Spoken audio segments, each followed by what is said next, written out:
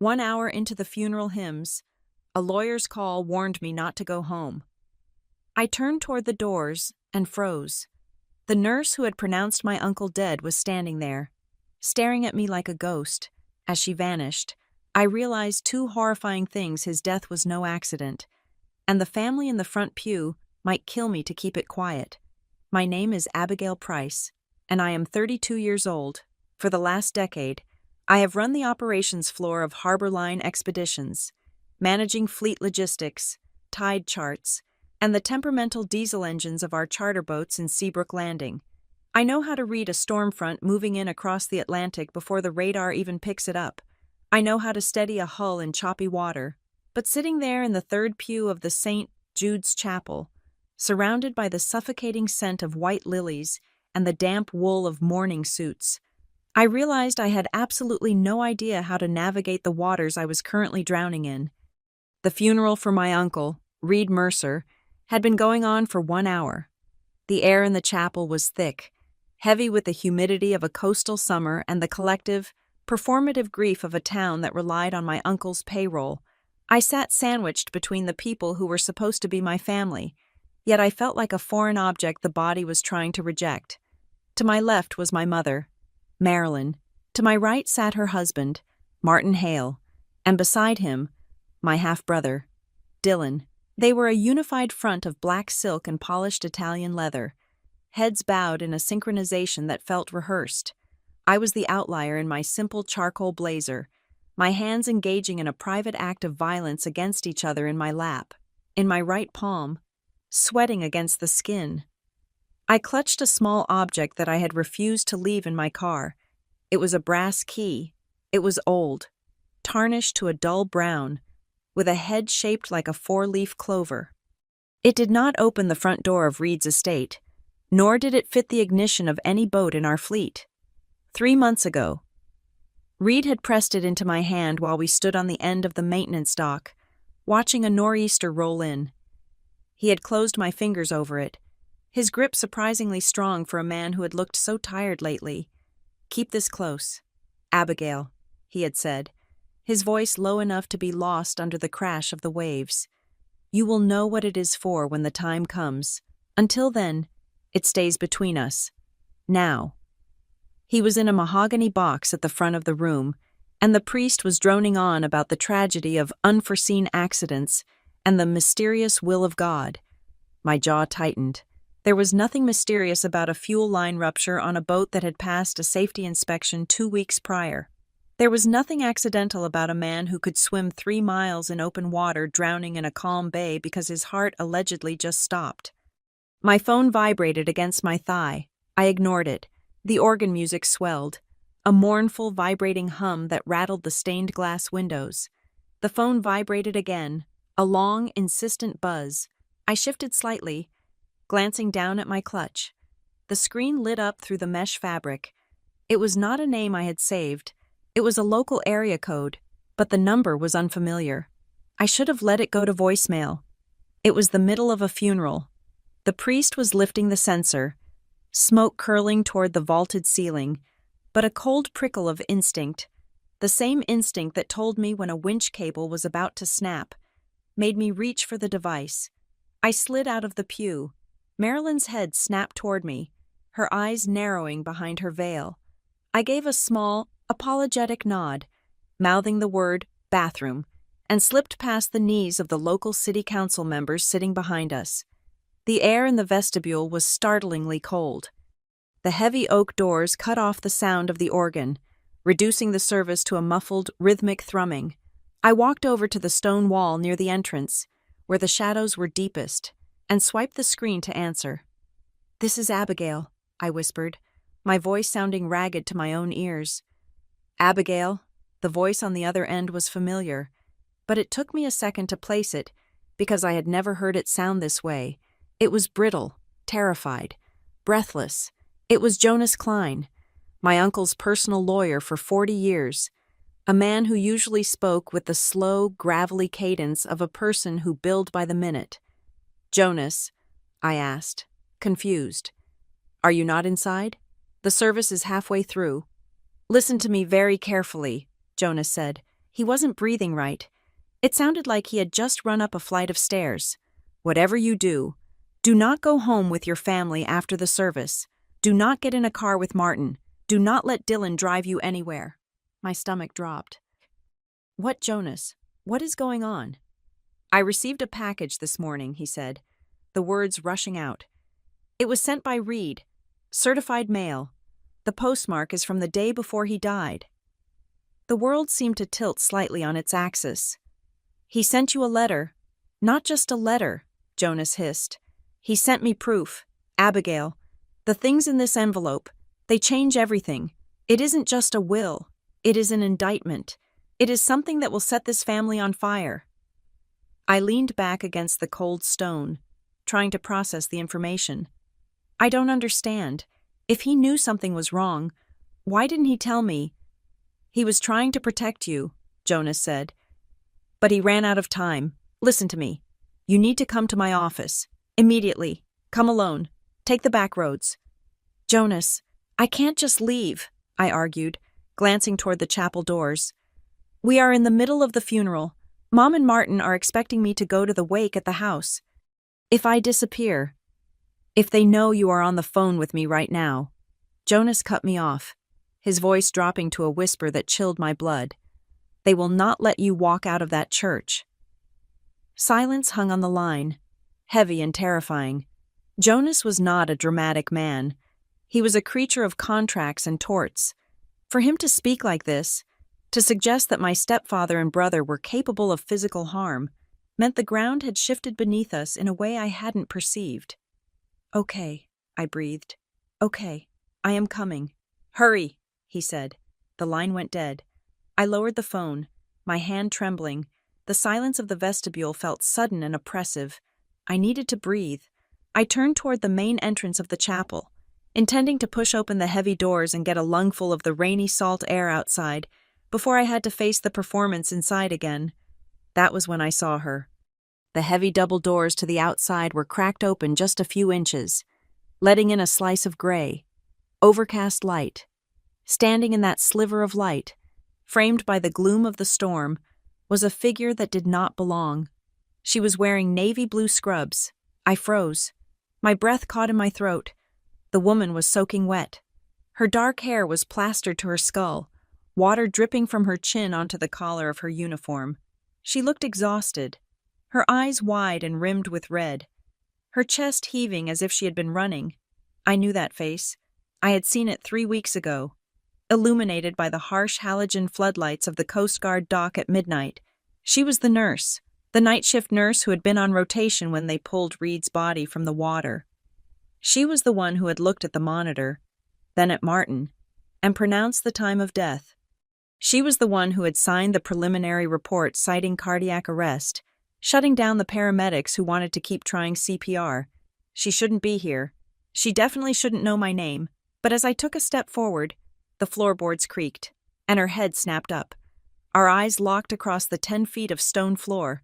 For a second, neither of us moved. The terror in her eyes was primal. She looked at me not like a stranger, but like someone who owed me a debt she couldn't pay. Her lips parted. I saw the muscles in her throat work, as if she were trying to force a word out, a warning, or perhaps an apology. Wait, I said, stepping toward her. The sound of my voice broke the spell. Panic seized her face. She took a sharp step back, stumbling over the threshold, and then she turned and ran. Wait, I shouted, forgetting the funeral, forgetting the silence. I pushed through the heavy doors, bursting out onto the stone steps of the chapel. The rain was coming down in a fine, cold mist. The parking lot was full of black cars, glistening like wet beetles. I looked left, then right. She was gone. She had vanished into the maze of vehicles, or perhaps around the side of the building toward the rectory. The only sign she had been there was a small, damp footprint on the stone threshold, already fading as the wind blew the rain inward. My heart was hammering against my ribs like a trapped bird. Cardiac arrest. She had said that night. It was a natural event, the shock of the cold water. But people who witness natural deaths do not stand in the rain outside funerals looking like they have seen a ghost. And lawyers do not call you in the middle of a hymn to tell you that your family is dangerous. I stood there in the cold for a long moment, the rain dampening the shoulders of my blazer. The pieces were clicking together in my mind, forming a picture I didn't want to see. The accident wasn't an accident. And the people sitting in the front pew, the people who had raised a toast to Reed's memory at dinner last night, might not let me live long enough to prove it. I had to go back in.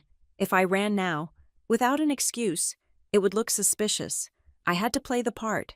I had to be the grieving niece, the distracted employee, the compliant daughter. I wiped the rain from my face and pushed the doors open. Walking back into the nave felt like walking into a lion's den. The air felt hotter than before, the smell of the lilies cloying and nauseating. I kept my head down, walking softly back up the side aisle. I slipped into the pew, sliding past the knees of my relatives until I was back in my assigned seat. Marilyn's hand shot out instantly, clamping onto my wrist. Her fingers were cold, her nails digging into the tender skin of my inner arm. "Where did you go?" she hissed, keeping her face forward, her eyes fixed on the casket. I could feel the tension radiating off her. It wasn't the tension of grief. It was the tension of a wire pulled too tight. Martin leaned in from the other side, his cologne musk and expensive tobacco invading my space. He didn't look at me, but he angled his head so his whisper would reach my ear. "Who are you talking to?" "Abigail." His voice was smooth, cultured, and utterly devoid of warmth. It was the voice he used when he was closing a real estate deal that he knew was bad for the buyer. I looked up and caught Dylan's eye. My brother was leaning forward, staring past Martin. He wasn't even pretending to watch the service. His eyes were scanning my face, looking for a tell. There was a cold calculation in his gaze that I had never noticed before, or perhaps I had just refused to see it. He looked at me the way he looked at a boat engine that was making a noise he couldn't diagnose something to be stripped down and fixed or discarded. I forced my heart rate to slow. I forced my hand not to shake as I pulled it gently from my mother's grip. "It was the shipyard," I whispered, lying through my teeth. "One of the trawlers threw a rod near the breakwater. The captain is panicking." Martin's head turned slightly. And they need me to authorize the tow." I said, "I have to go down there. If the tide goes out with that vessel stuck in the channel, we get fined by the Port Authority. You know the regulations." It was a good lie. It was technical, boring, and financial, the three things Martin cared about. He studied me for a second, his eyes searching mine. I kept my face blank, channeling every ounce of professional exhaustion I had accumulated over 10 years of managing crises. "Fine," Martin said, straightening his tie. "Go, handle it, but be at the house by 5. The reading is tomorrow, but there are people coming tonight who expect to see the family united." "I will be there," I said. "Don't take too long," Dylan added. It wasn't a suggestion. I grabbed my clutch, feeling the hard outline of the brass key and the phone that felt like a grenade. "I'm sorry, Mom." Marilyn didn't look at me.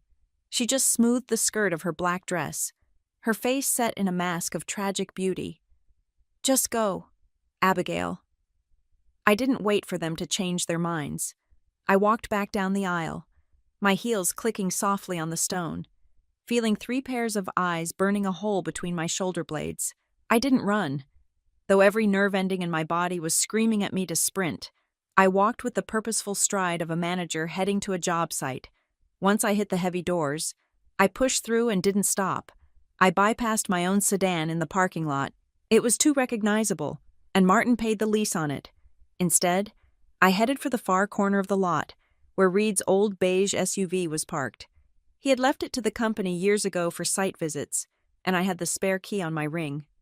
I unlocked the door and threw myself into the driver's seat. The interior smelled like him old coffee, sea salt, and sawdust.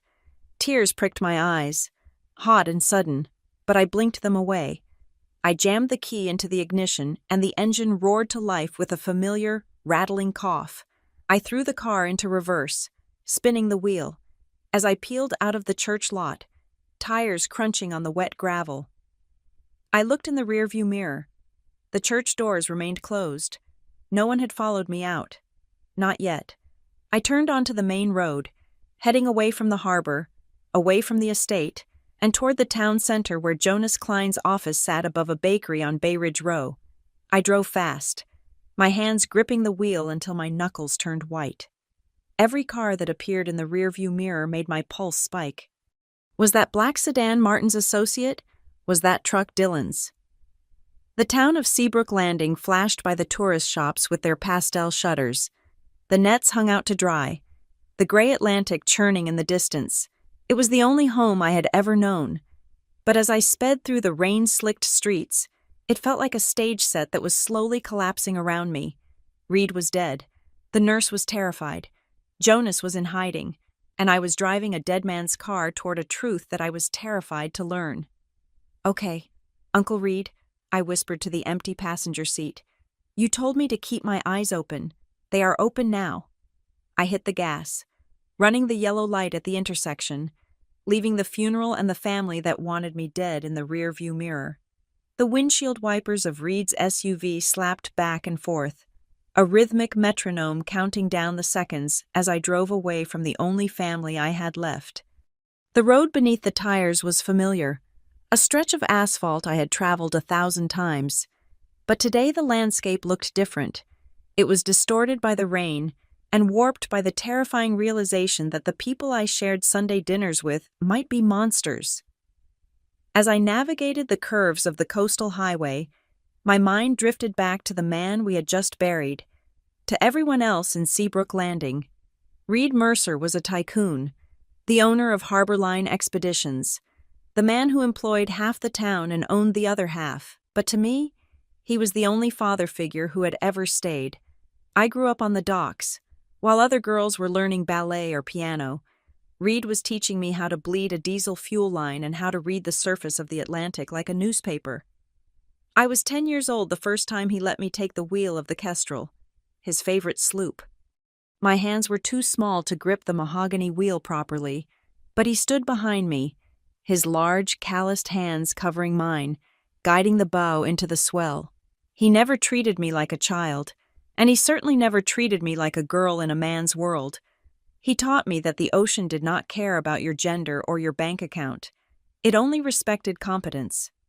By the time I was 16, I could dock a 40-foot catamaran in a crosswind without scratching the paint. By the time I was 21, instead of buying me a car or a piece of jewelry for my birthday, Reed had handed me a thick envelope containing stock certificates. He had given me 5% of Harbor Line Expeditions. It was a small stake, but it was a symbol. It was his way of saying, "You are part of this. You are the future." That was 11 years ago. The company had grown since then, expanding from a modest fleet of fishing charters into a luxury empire. Harbor Line now controlled the Deepwater Marina, the boutique hotel on the cliffs, and the exclusive contracts for high-end ecotourism that brought wealthy tech moguls and old money heirs to our quiet corner of the coast. Reed had built a kingdom where the currency was salt water and diesel, and he had let me help him run it. But kingdoms always attract usurpers. I tightened my grip on the steering wheel as I thought about Martin Hale. My mother, Marilyn, had married Martin when I was 14. He was a real estate broker from the city, a man who wore loafers on boat decks and complained about the smell of fish. He was ambitious in the way a climbing vine is ambitious, wrapping himself around sturdy structures and squeezing until he reached the sunlight. He had brought his son, Dylan, into our lives, a boy 2 years younger than me who looked at the ocean and saw only a backdrop for selfies. Martin had spent the last 18 years trying to turn Reed's rugged maritime operation into a glossy corporate portfolio. He wanted to sell off the maintenance yards to build condos. He wanted to automate the scheduling. He wanted to cut costs on parts. Reed had fought him at every turn, keeping Martin at arm's length, treating him like a necessary nuisance to keep Marilyn happy. And Dylan was the golden boy who could do no wrong in my mother's eyes, but who couldn't tie a cleat hitch to save his life. He resented me. He resented that Reed called me to discuss engine overhauls while he only called Dylan to ask him to move his car. He resented that I had earned my place on the dock while he was still waiting to be handed a title. The windshield blurred again as the rain intensified. The official story of Reed's death was clean, tragic, and simple. 3 weeks ago, on a Tuesday night, Reed had taken the Osprey, one of our older mid-sized cruisers, out for a late-night run. He often did that to clear his head. The report said there had been a catastrophic fuel leak in the engine room. An explosion had rocked the vessel near the mouth of the bay just after midnight. The Coast Guard had found him floating in the debris field, burned and unconscious, but alive. They had dragged him onto the rescue boat, speeding back to the pier where the ambulance was waiting. That was where the narrative ended. The nurse, the woman I had just seen at the church door, had met the boat. She had checked his vitals. She had declared that his heart had stopped due to shock and smoke inhalation before they could even load him into the ambulance. Accidental death, closed casket, a tragedy for the community. But as I drove past the entrance to the marina, seeing the masts swaying in the gray mist, the cracks in that story began to widen in my mind. For the last 3 weeks, the atmosphere in the house had been suffocating. It wasn't just grief. It was a strange, manic energy that I couldn't place until now. 2 days after the accident, before the coroner had even released the full report, Martin had come into my office at the shipyard. He had placed a stack of documents on my desk, his smile tight and practiced. Just some standard insurance forms. "Abigail," he had said, "we need to update the beneficiary listings for the fleet policies while the audit is happening. It is just a formality to keep the banks happy." I had pushed the papers aside, telling him I would read them later. He had lingered in the doorway, his eyes hard. "Don't take too long," he had said. Efficiency is what Reed would have wanted. Then there was Dylan, last week. I had walked into the server room to check the logs for the upcoming season, only to find Dylan sitting at the main terminal. He had jumped when I entered, quickly minimizing a window. When I asked him what he was doing, he stammered that he was checking the Wi-Fi signal. But later, when I checked the system access logs, I saw that someone had logged in using the administrator password, a password that only Reed and I possessed. I had assumed Reed had written it down somewhere and Dylan had found it. Now, the memory felt sinister. Why was he digging in the secure archives? What was he looking for? But the moment that truly haunted me, the moment that should have made me run before the funeral even started, happened just a week ago. I had come home early from the shipyard. The house was quiet, the heavy drapes drawn against the summer sun. I had walked toward the kitchen to get a glass of water when I heard my mother's voice drifting down the hallway. She wasn't crying. She sounded calm, almost relieved. "We just have to get through the probate hearing," she had said. "Once the judge signs off on the existing will, everything will go back to the way it should be. We can finally breathe." Martin. I had stepped into the kitchen then. The conversation died instantly. Martin was leaning against the counter, holding a glass of scotch. Marilyn was arranging flowers in a vase. They both looked at me, their expressions shifting instantly to masks of mournful concern. "Oh, Abigail," my mother had said, her voice dropping an octave into a somber tone. "We were just discussing which lilies to order for the service. The white ones seem so final, don't they?" I had let it go. I had told myself that grief makes people say strange things, that they were just worried about the stability of the family finances. I had been so busy keeping the boats running that I hadn't stopped to look at the sharks swimming in my own living room. Money on the water draws sharks to the land. Abigail. Reed had told me once. We were sitting on the deck of the Kestrel, watching the sunset over the harbor. "You remember to keep your eyes open. The ocean is honest. It will kill you, but it will tell you it is going to kill you first." People. People will smile while they drill a hole in your hull. I had laughed then, thinking he was just being a grumpy old sailor. I wasn't laughing now. The brass key in my pocket felt heavy, like a burning coal against my leg. Reed had given it to me 3 months ago, but he had sent the letter to Jonas the day before he died. That meant he knew. He knew someone was coming for him. He knew the accident wasn't going to be an accident, and he knew that if he left everything to chance, His legacy and perhaps my life would be erased. If the will Jonas held was different from the one Martin was expecting, then the way things should be, as my mother put it, was about to be destroyed. And if they had been willing to blow up a boat to silence Reed, what would they do to the niece who stood in the way of their inheritance? I turned the steering wheel sharply, guiding the SUV onto Bay Ridge Row. The street was lined with historic red brick buildings, the heart of the old town that had stood against hurricanes and floods for 2 centuries. Jonas Klein's office was on the second floor of a building that smelled of damp brick and old paper. I parked the car in the alleyway, tucked behind a dumpster where it wouldn't be easily seen from the main road. My hands were shaking as I killed the engine. I sat there for a moment, listening to the rain drum against the roof. I was technically still at a funeral. My dress was black. My eyes were swollen. But as I opened the door and stepped out into the wet alley, I realized the funeral I was attending wasn't just for Reed Mercer. It was for the illusion of my family. It was for the naive idea that blood meant loyalty. I slammed the car door shut, the sound echoing like a gunshot in the narrow space. I pulled my coat tighter around myself and headed for the rusted metal staircase that led up to the lawyer's office. I was done crying. I was done being the grieving niece. I was the captain of this ship now, and I was about to navigate straight into the storm. The metal staircase rattled under my boots as I ascended to the second floor of the brick building on Bay Ridge Row. I knocked 3 times on the frosted glass pane that read, Jonas Klein, Attorney at Law. The door didn't just open. It was cracked barely an inch, revealing a slice of a face drained of all color. Jonas Klein looked like a man who had aged 10 years since the morning service began. He ushered me inside with a frantic wave of his hand, and the moment I stepped across the threshold, he threw the deadbolt and engaged the chain.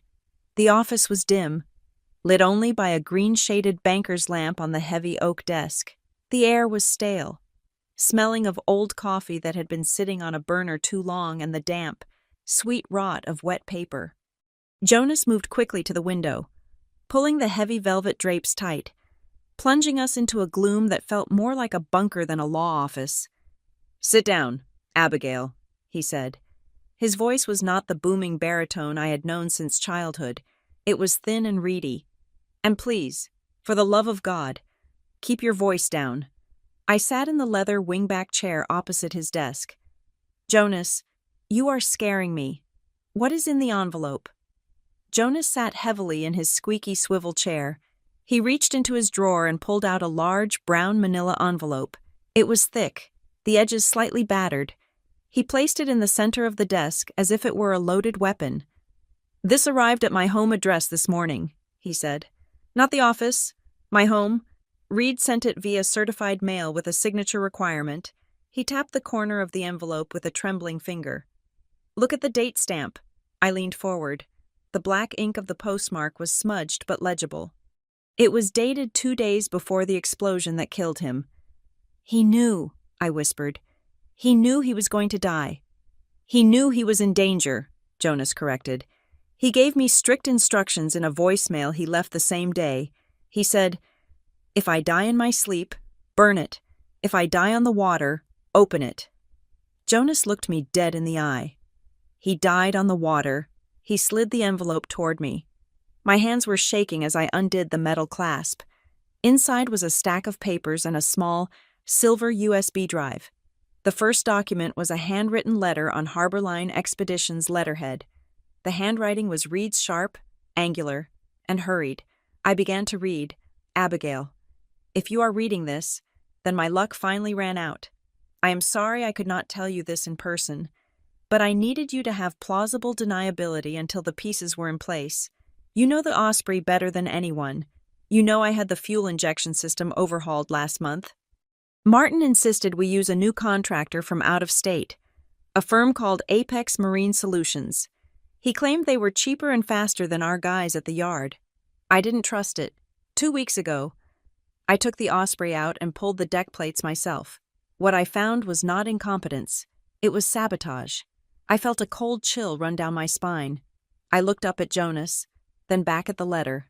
The braided steel fuel lines specified in the work order had been swapped for low-grade rubber hosing that isn't rated for the pressure our engines output. Worse, the intake clamps were loosened just enough to hold during a dock inspection, but guaranteed to fail under the vibration of open throttle. It was designed to leak fuel into the bilge. Abigail. It was designed to turn that boat into a bomb the moment the engines got hot. I covered my mouth with my hand. A fuel leak in the bilge was a sailor's worst nightmare. The fumes would settle low, waiting for a single spark. I hired an independent inspector from the city to verify my findings. The letter continued. His report is attached. But this wasn't the first time. You remember the storm last November when I got stuck out by the point I told you it was a radio failure? It wasn't. Someone had manually reset the GPS calibration and disabled the emergency distress transponder. They wanted me to get lost in that squall. I only made it back because that trawler spotted my flare. I have been living with a target on my back for 6 months. I tried to gather enough evidence to go to the police, but I realized that the rot goes deeper than just Martin. It involves money I cannot track and people I do not know. I realized I needed to secure the company first. So, I went to Riverton. I turned the page. Behind the letter was a legal document. Bound in blue paper, it was a last will and testament, notarized in the neighboring city of Riverton, dated 3 weeks ago. Read the distribution of assets, Jonas said softly. My eyes scanned the legal jargon until I hit the paragraphs that mattered. To my niece, Abigail Price, I bequeath 76% of the controlling shares of Harborline Expeditions, including the Marina, the Bayview Hotel, all current vessels, and my personal investment accounts. This bequest is subject to a single condition: Abigail must maintain the company headquarters in Seabrook Landing for a minimum of 10 years. She cannot sell, liquidate, or merge with any external entity during this period. 76%. It was a controlling interest. It was everything. It meant I could fire Martin. It meant I could lock Dylan out of the server room forever. I read on, to my sister-in-law, Marilyn Hale, and her husband, Martin Hale. I bequeath the sum of $1 each. This amount is to acknowledge the substantial debts they have already placed upon the company credit lines without my consent, which I have privately paid off to avoid scandal. $1. The brutality of it took my breath away. It wasn't just a disinheritance. It was a documentation of theft. Reed was ensuring that if they contested the will, the reason for their exclusion would become public record. To my stepnephew, Dylan Hale, the document continued. I bequeath 5% of the company shares, to be held in a blind trust. The dividends from this trust are to be paid out annually, provided that Dylan Hale is not convicted of, or found liable for, any criminal activity directed against Harborline Expeditions or its officers. If such an event occurs, his shares forfeit immediately to Abigail Price. He thought of everything, I whispered. He knew they would try to challenge it. He knew they would try to kill for it, Jonas said grimly. That will you are holding, it voids the one Martin had drawn up 5 years ago. That old will split everything 50-50 between Marilyn and Dylan in the event of an accidental death. Martin has been walking around for 3 weeks thinking he won the lottery. Tomorrow morning, at the reading, he is going to find out he is destitute. This is why the nurse was at the church, I said, the realization hitting me like a physical blow. She knows something about the night he died. She knows it wasn't an accident. Jonas nodded. Reed didn't just leave paper. Plug in the drive. He pushed a battered laptop across the desk. I inserted the silver USB drive. A folder popped up containing 2 files. One was a video file labeled DocCam04 Midnight, and the other was an audio file labeled Office Bug Nov 12. Play the audio first, Jonas instructed. I clicked the file. The sound was grainy, filled with static, as if the recording device had been hidden inside a drawer or under a pile of books. Then, voices emerged, distinct, unmistakable. The old boat can't go out forever. Dad, he's going to notice the accounts eventually. That was Dylan. His voice was whiny, petulant. He won't notice anything if he is distracted. Martin's voice cut in, smooth and arrogant. The Ocean Vista Group is pressing for the acquisition. They want the marina for their resort expansion. They are offering $12 million for the land alone, but we can't sell while Reed holds the majority vote. So what do we do? There was a pause on the recording, a silence that felt heavy with intent. We ensure nature takes its course, Martin said. Accidents happen at sea all the time. A storm, a fire, a heart that just gives out. We just need to make sure the insurance is up to date and the will stands. The recording ended. I sat back, staring at the screen. My hands were cold. They planned it. They actually planned it. It is circumstantial, Jonas warned. A defense lawyer could argue they were talking hypotheticals, but combined with the letter about the fuel lines, combined with the nurse, it is a motive. He pointed to the video file. This one is from the night of the explosion, the camera on the far end of the maintenance pier. I clicked play. The video was dark, the footage grainy black and white. It showed the Osprey tied up at the dock. The timestamp was 11 o'clock at night, 1 hour before Reed took it out. A figure walked into the frame. It was hard to make out the face, but the walk was distinctive. The figure boarded the boat, stayed in the cabin for 10 minutes, and then left. As they walked back under the dock light, they paused to light a cigarette. The flare of the lighter illuminated the face for a split second. It wasn't Martin. It was Dylan. He was on the boat, I said, my voice shaking. He was on the boat an hour before Reed boarded. Tampering with something, Jonas said, or checking to make sure the work was done. Jonas reached out and closed the laptop. He looked terrified. Abigail, there is something else. The reason I called you today. The reason I'm locking the door. He took a deep breath, his chest rattling. Sometime around 3 a.m. last night, someone tried to pry open the back door of this building. My alarm system scared them off, but they cut the phone line first.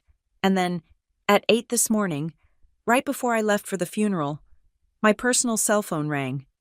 Who was it? I asked. It was a woman. She used a voice changer. Or maybe she was just whispering very softly. She said, "If you read that envelope to her, you are next. We know where your grandchildren go to school." Jonas's eyes were wet. I am an old man.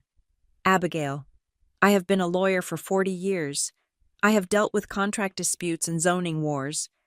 I have never dealt with murder. They know I have the package. They just don't know what is in it yet. They know you have it. The return receipt, Jonas said, looking at the envelope. When the post office delivered it, it was scanned. If Martin has access to Reed's tracking numbers or email, and we know Dylan has been in the system, they got a notification that a package from Reed was delivered to me yesterday. My mind raced. The pieces were fitting together into a horrifying picture. Martin and Dylan thought they had committed the perfect crime. They thought Reed was dead, and the old will was valid. But then a notification pops up, package delivered to Jonas Klein. They don't know what is inside, but they are terrified. That was why Martin was so tense at the funeral. That was why they were watching me. We can't go to the police here, I said, standing up.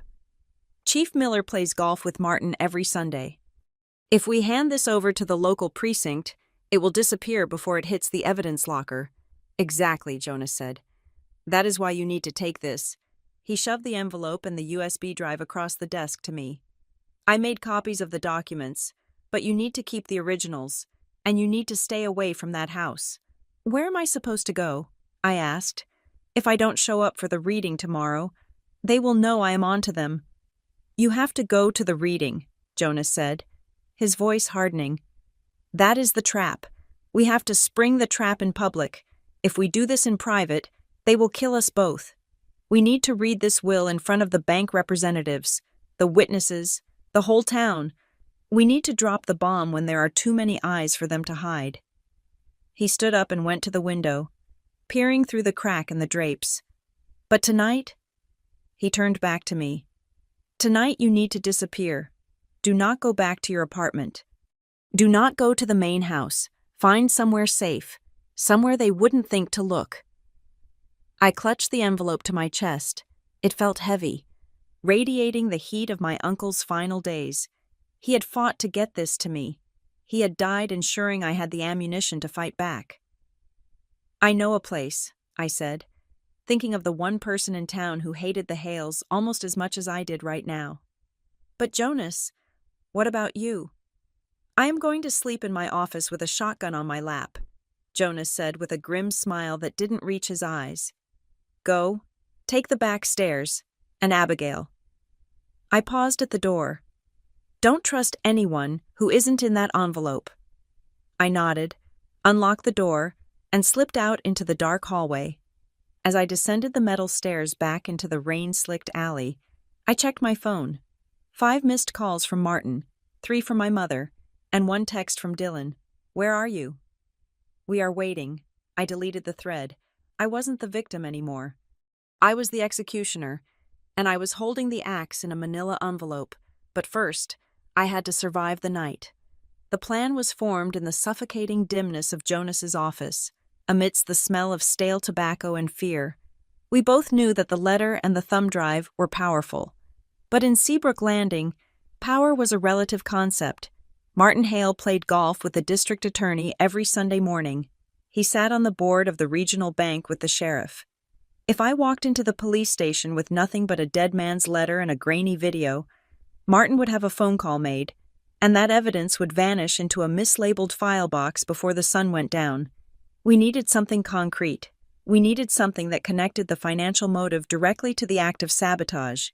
That was when Jonas pointed out the postscript in Reed's letter, a line I had missed in my initial panic.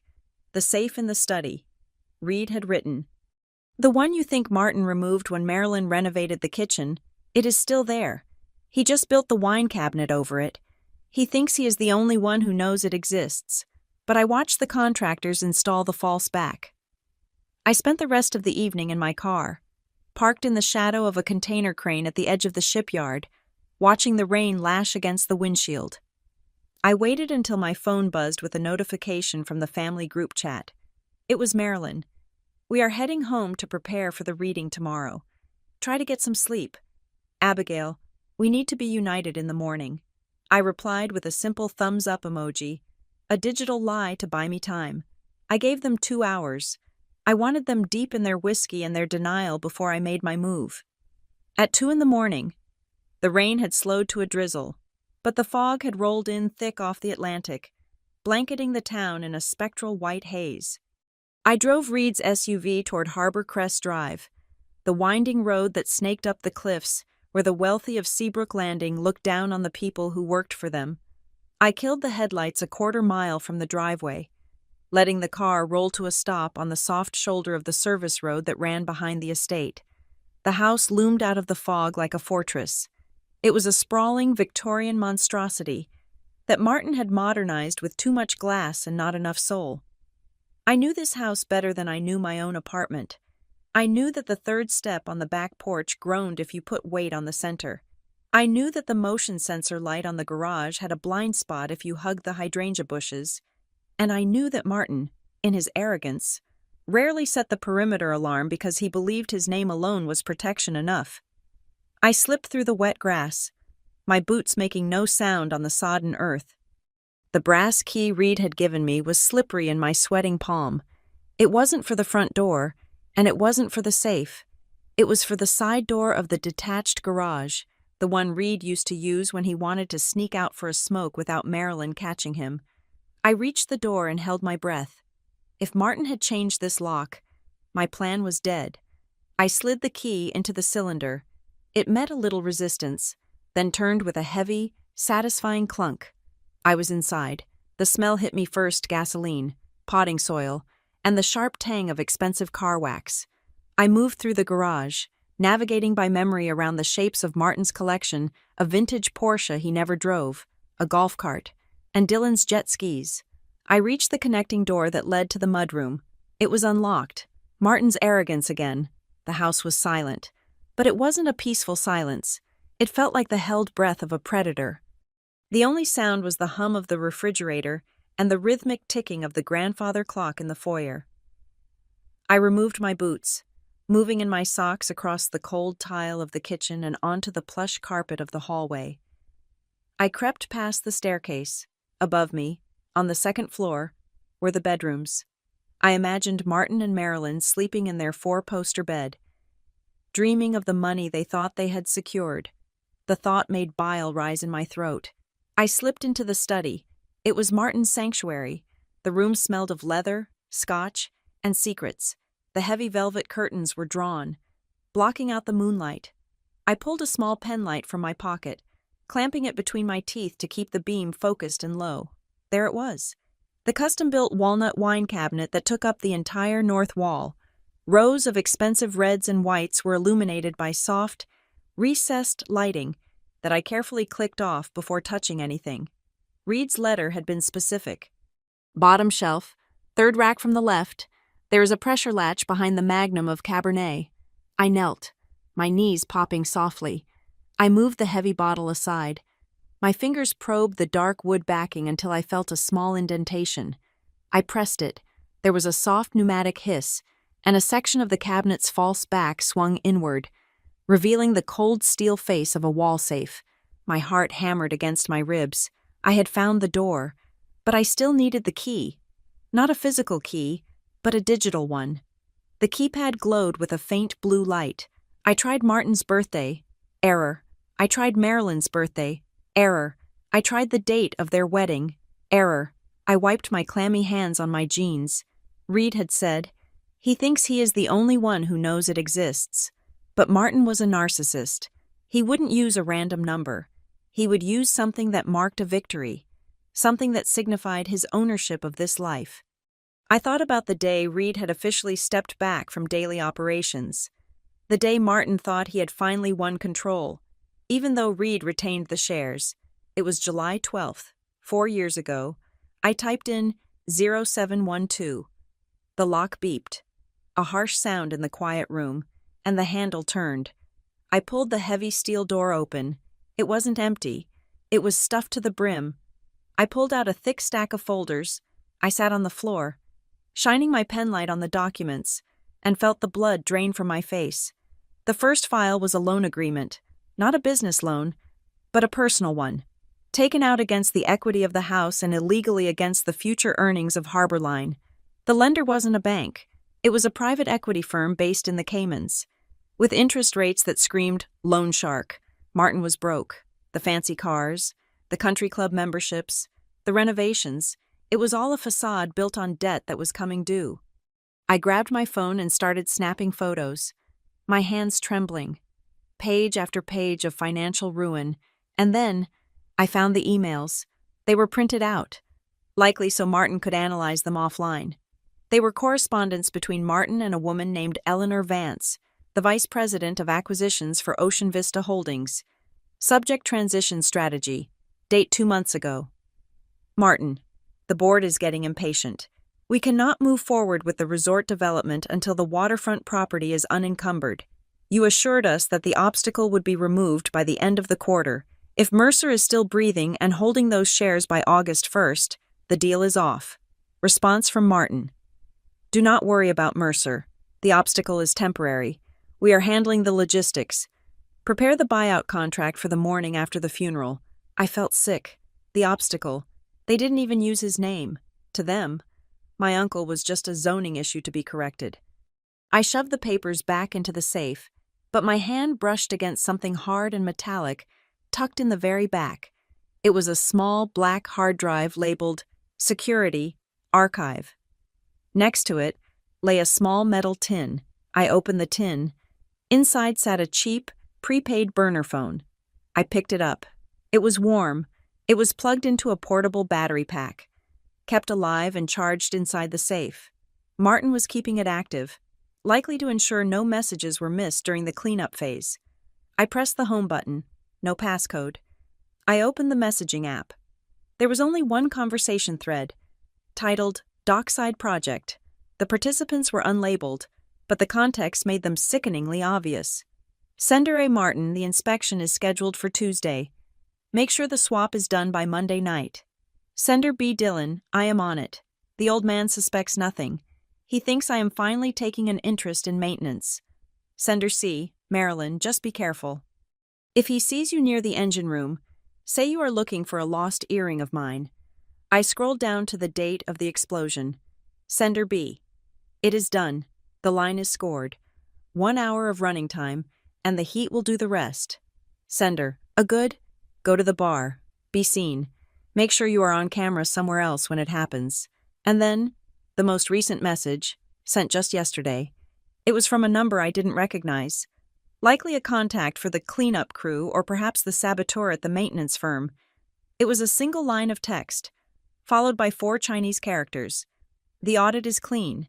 I didn't read Mandarin, but I had worked in shipping long enough to recognize the character for insurance when I saw it on manifests.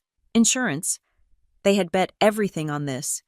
They had murdered Reed not just to sell the company, but to pay off the debts they had accrued while pretending to be rich. I shoved the phone into my pocket. I needed to get out. I had enough to bury them 10 times over. I started to stand up, my knees aching.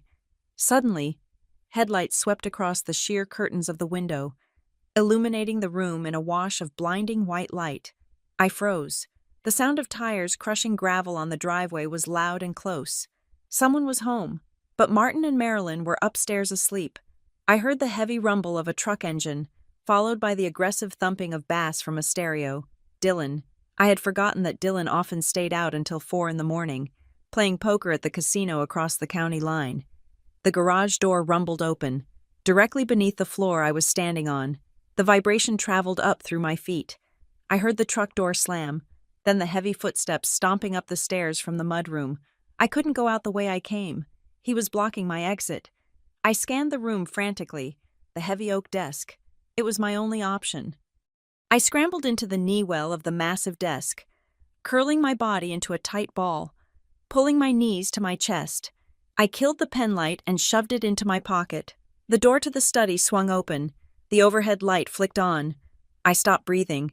From my vantage point, huddled in the darkness under the desk, I could see a pair of muddy work boots stomp onto the Persian rug. Dylan was humming to himself, a low, discordant tune. He smelled of stale beer and cigarette smoke. He walked straight to the wine cabinet. I heard the clink of glass as he grabbed a bottle, then the sound of a cork being pulled with his teeth. He spat the cork onto the floor.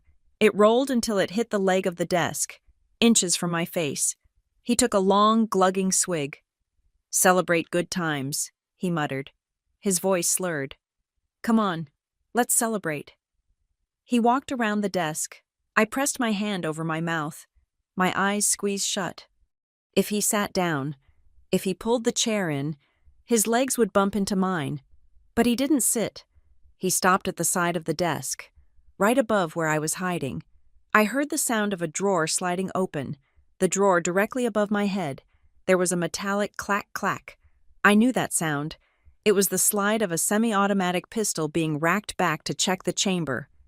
"Stupid bitch," Dylan whispered. The venom in his voice was chilling. If she thinks she can take it all, she doesn't know who she is dealing with. He wasn't talking about the bottle. He was talking about me. He slammed the drawer shut. "Dad worries too much," he said to the empty room. "I can fix a brake line just as easy as a fuel line." My blood ran cold. He wasn't just complicit. He was eager. He was the enforcer. He stood there for what felt like an eternity, the bottle gurgling as he took another drink. Then, abruptly, he turned. "Bedtime for the rich and famous," he announced. He flipped the light switch off. The room plunged back into darkness. The door clicked shut. I didn't move for 10 minutes.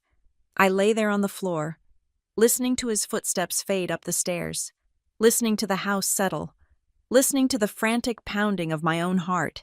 He had a gun. He had a plan. And he had just threatened to cut the brake lines of my car.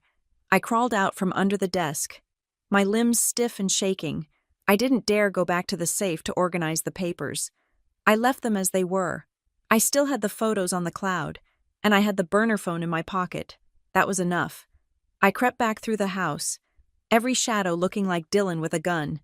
I made it to the mudroom, then the garage. I slipped out into the fog, the cold air hitting my face like a slap. I sprinted to my car, not caring about the noise anymore.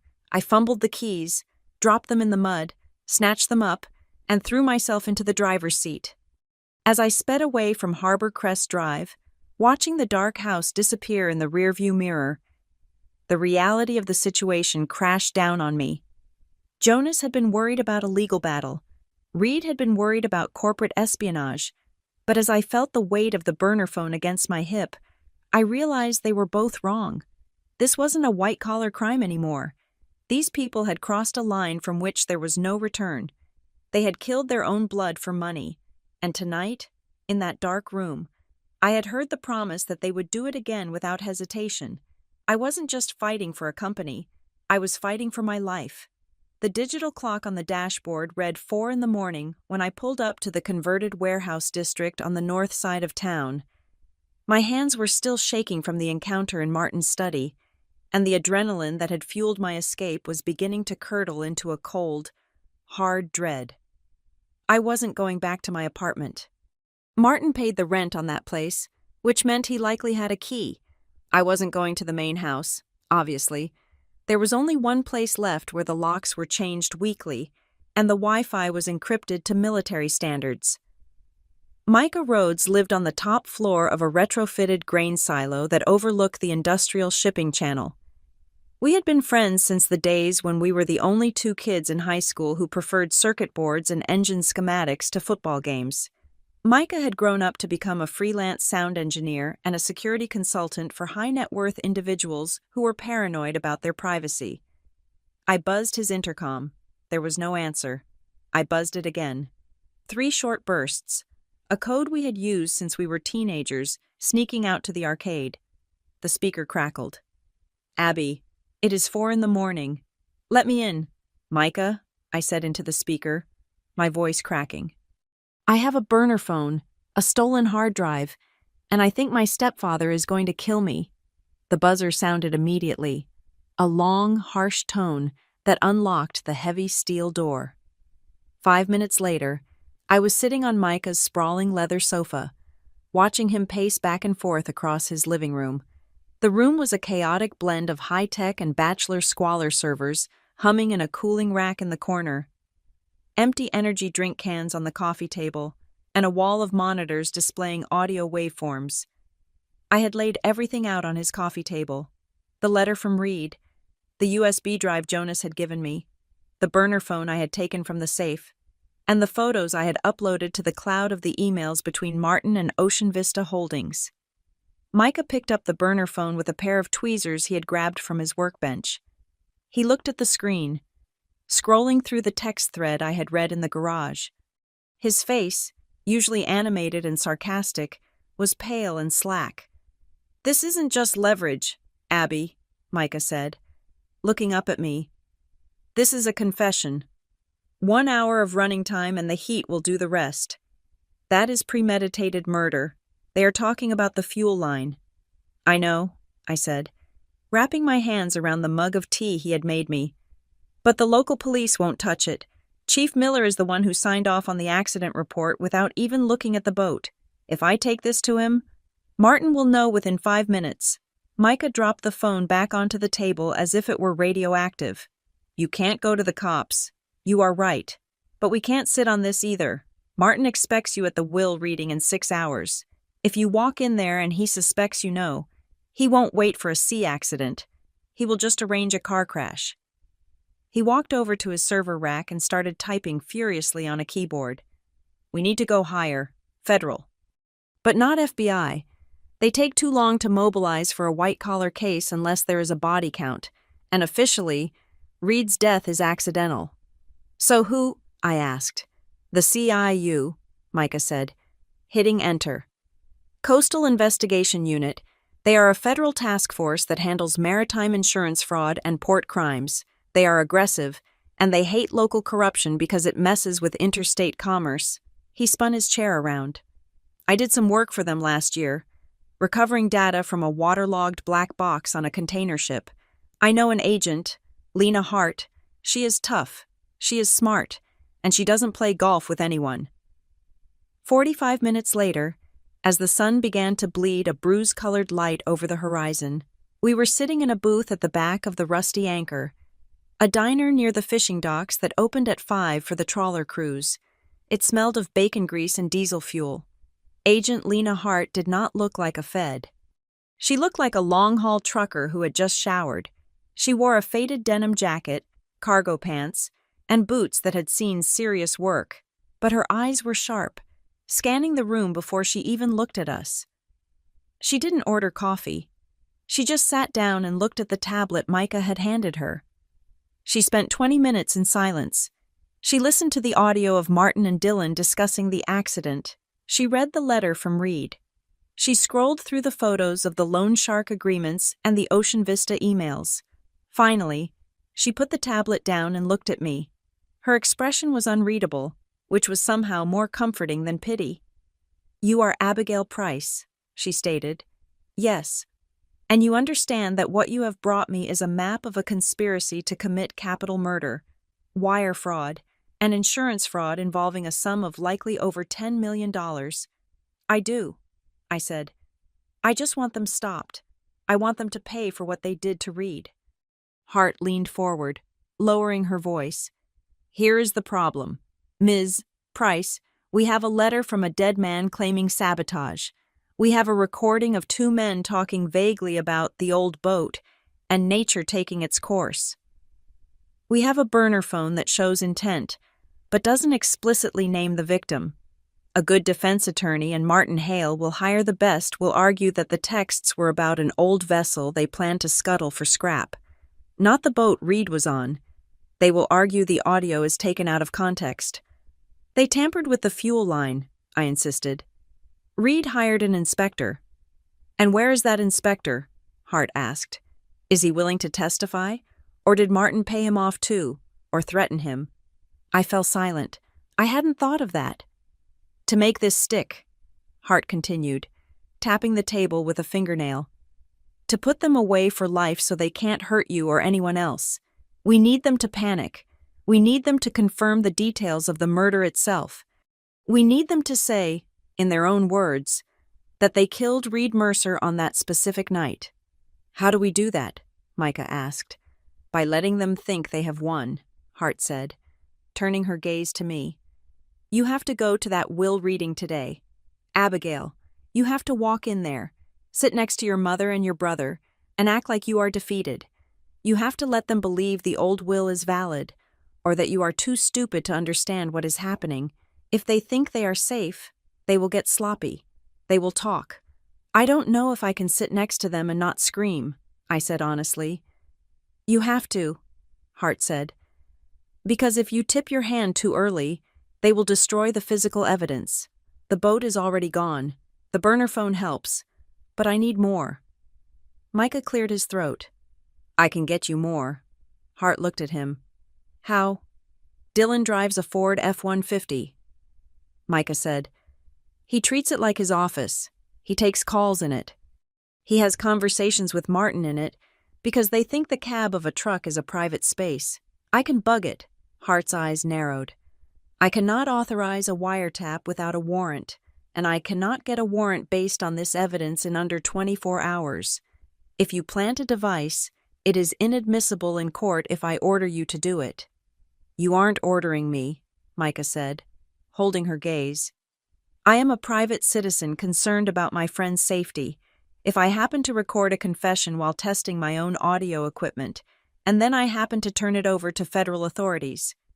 Hart stared at him for a long moment. Then she took a sip of water. "I cannot tell you to do that. I also cannot stop a private citizen from making bad decisions in a parking lot. But if you get caught, Mr. Rhodes, I have never met you."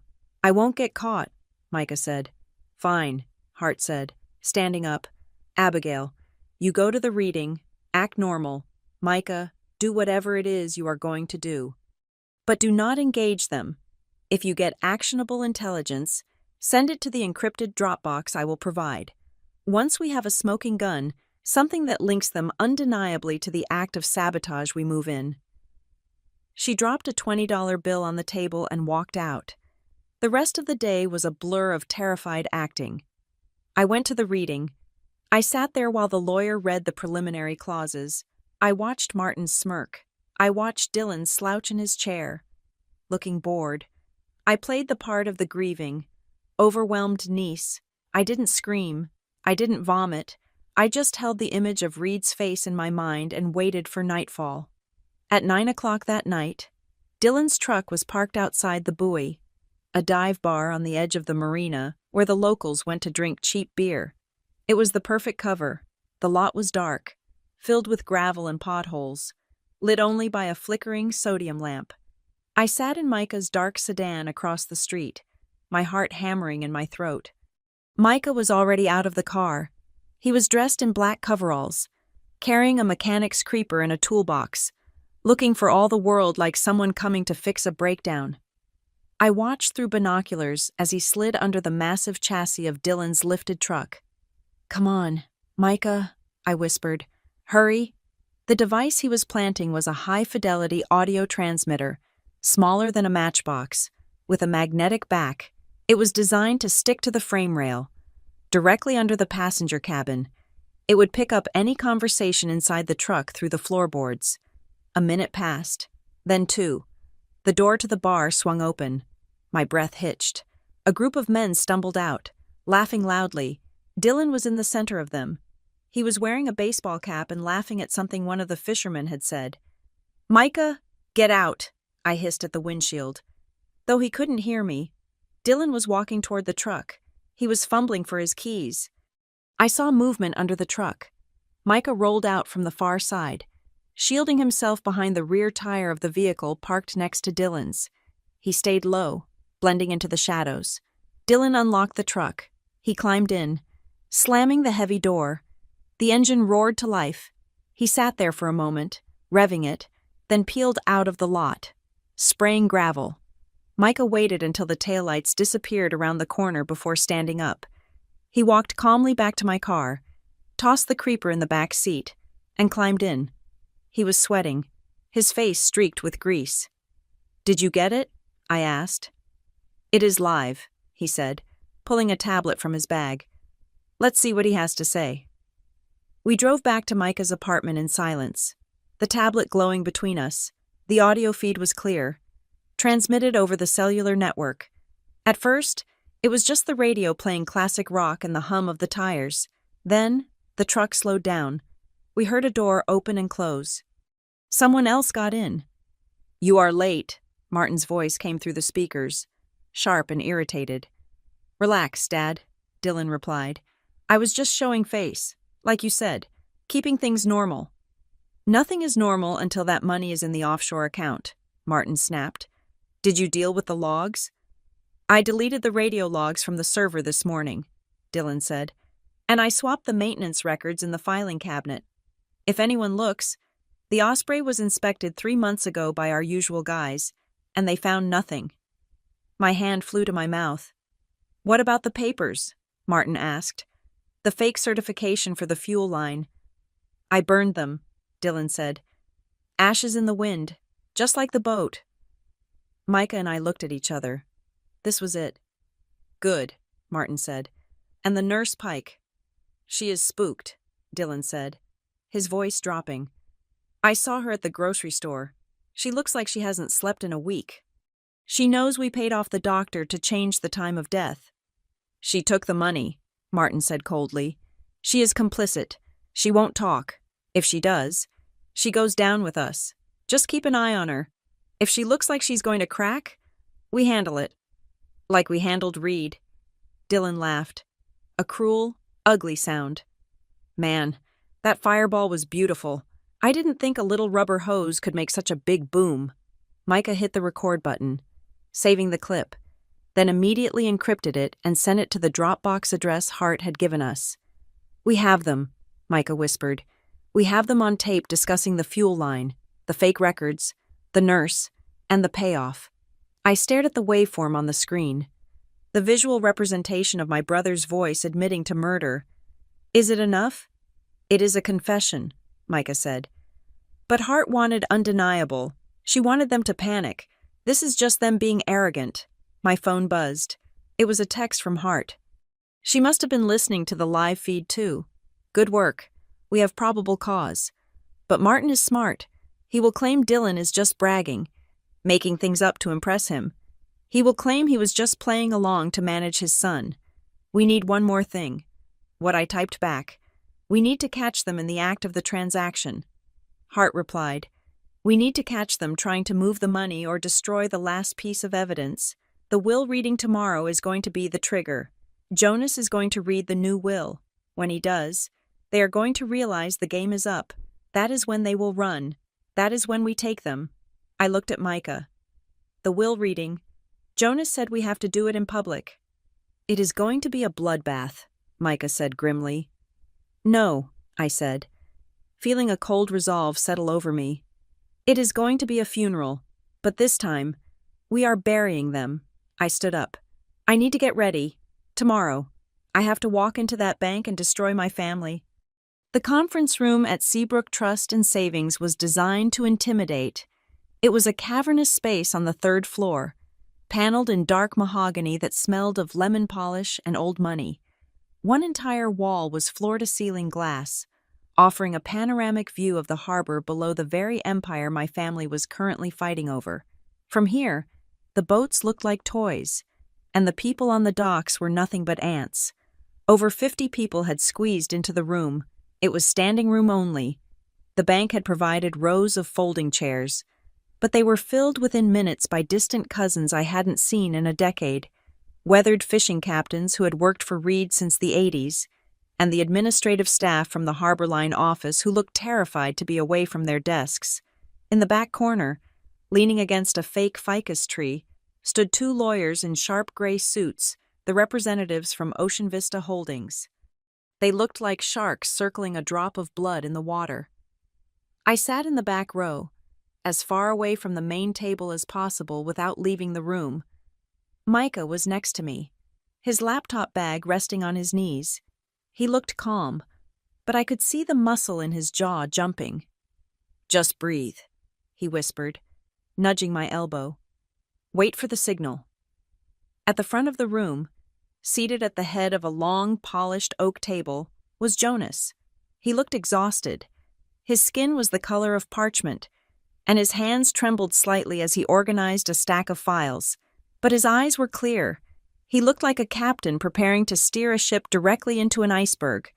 To his right sat the Hale family. They looked like they were attending a coronation.